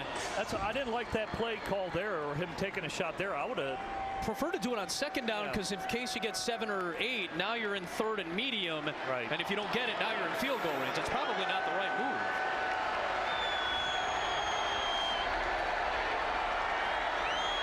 Baldwin in motion. Ewers deflected. It's incomplete. It's fourth down. And it was Xavier Carlton who got his hand on it, the undrafted free agent rookie out of Cal. 6'6", 275. Again, another long defensive lineman. Big defensive ends. 6'6", gets his hands up. Way to disrupt the pass. Good job defensively. You can tell the effort is there on all levels of this defense. They're playing much more discipline in certain aspects. Dennis Allen hoping for one more stop. Bears still have 3 timeouts to try to get into Santos's range if they get the ball back. They'll bring the heat here. Here they come. It's a full house blitz. Ewers goes down in Bears territory. Did the ball come out? It is Alex Cook with the play. Turnover on downs regardless. And Cook comes up huge, the former Panther and Giant. And not only do they get the ball, they get it way closer to field goal range now with 3 timeouts. That was a bad play calling sequence by Miami, those last 3 plays. Don't like how they managed it, but again, you look at Dennis Allen, this is a telling call. Got to have it play. What do? You bring the heat. You're bringing the blitz. All the things we talked about the whole broadcast. More aggressive. He will blitz more. He'll go man-to-man. He'll take chances. Here, they make the play of the game, give themselves an opportunity for a win. I still go back to going for it from right around here on 4th down and not converting, but having confidence in your defense to get a stop. They got it. They've got 3 timeouts, and they're in position to win their preseason opener. But some movement up front. They get 5 yards further back. False start. Offense number 74. That's a 5-yard penalty. First down, no runoff. Clock was already stopped, so there's no runoff. That's why there's no runoff. So you go from about a 59-yard field goal to what is now a 64-yarder, which would be right near the NFL record. What do we have, 66 a couple of years ago from Tucker off a crossbar? Well, that's still the record right now. Santos as long as 55. Here is Reed down the middle. That should have been a catch.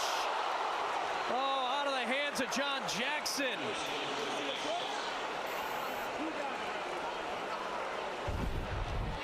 Because we got 2 guys in that. He had it. Just got to squeeze it. Finish the play. Yeah, these are the plays you got to make in order to become an official member of the Chicago Bears. But a really physical route. Just couldn't finish it off. Not a bad throw, just slightly out of the reach there across the middle. Antoine Randall handling the receiving core. Deep drop, Reed delivers, it's incomplete. It's probably actually a break for the Bears, because you probably want one more play here, not have the clock running, and now you're really playing for field goal positioning right now. Yeah, totally agree with that. Stops the clock, and it would have been a tough catch too as well, but yes, they get the benefit of an incompletion. Now, like you said, you can strategize, hey, what's the next play call? Let's regroup here. Let's get in the field goal range and call the exact play. Mike Hammond, our San Francisco studios, just about to kick off right across the street at SoFi Stadium. The Saints and Chargers. As soon as Dolphins and Bears is finished, we will take you right to SoFi Stadium for that. But in the meantime, we'll see the conclusion of the Dolphins and Bears. Miami rifles its sideline, incomplete for Jackson again. And now with 10 seconds left and essentially out of range, you have to pick up a first down here on 4th and 15. The line to gain is the 31. So what's your best call for 15 to 20 yards now? Well, I'm all for the hook and ladder right here. Yeah, we've seen plenty of trickery at various times from Ben Johnson. Hook and ladder. I saw the girls in flag football at halftime execute the hook and ladder. They scored on the play. Why not? I got a single high. I want something right down the seam. Just to get into field goal range. You can stop the clock with a timeout. Reed throws incomplete, and it's a turnover on downs. Toure was the closest to it. And it'll be 5 seconds left on the clock. Though neither team in good field position could execute well down the stretch.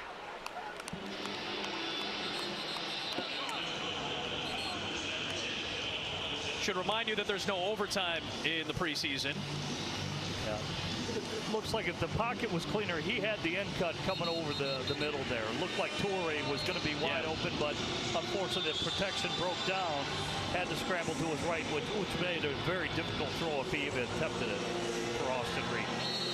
So if you're Miami here, opportunity to try something, maybe end of game if you want. There's also the question of whether you want to put something on film that teams could take a look at for down the road for a potential situation like this. So maybe just a straight up everybody go and see what we get. Lob, it is dropped, and still a second left, or no?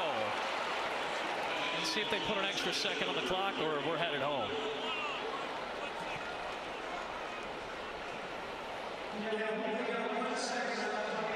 Just as we had at the end of the first half for the Bears, it'll be an opportunity for one more play for Miami.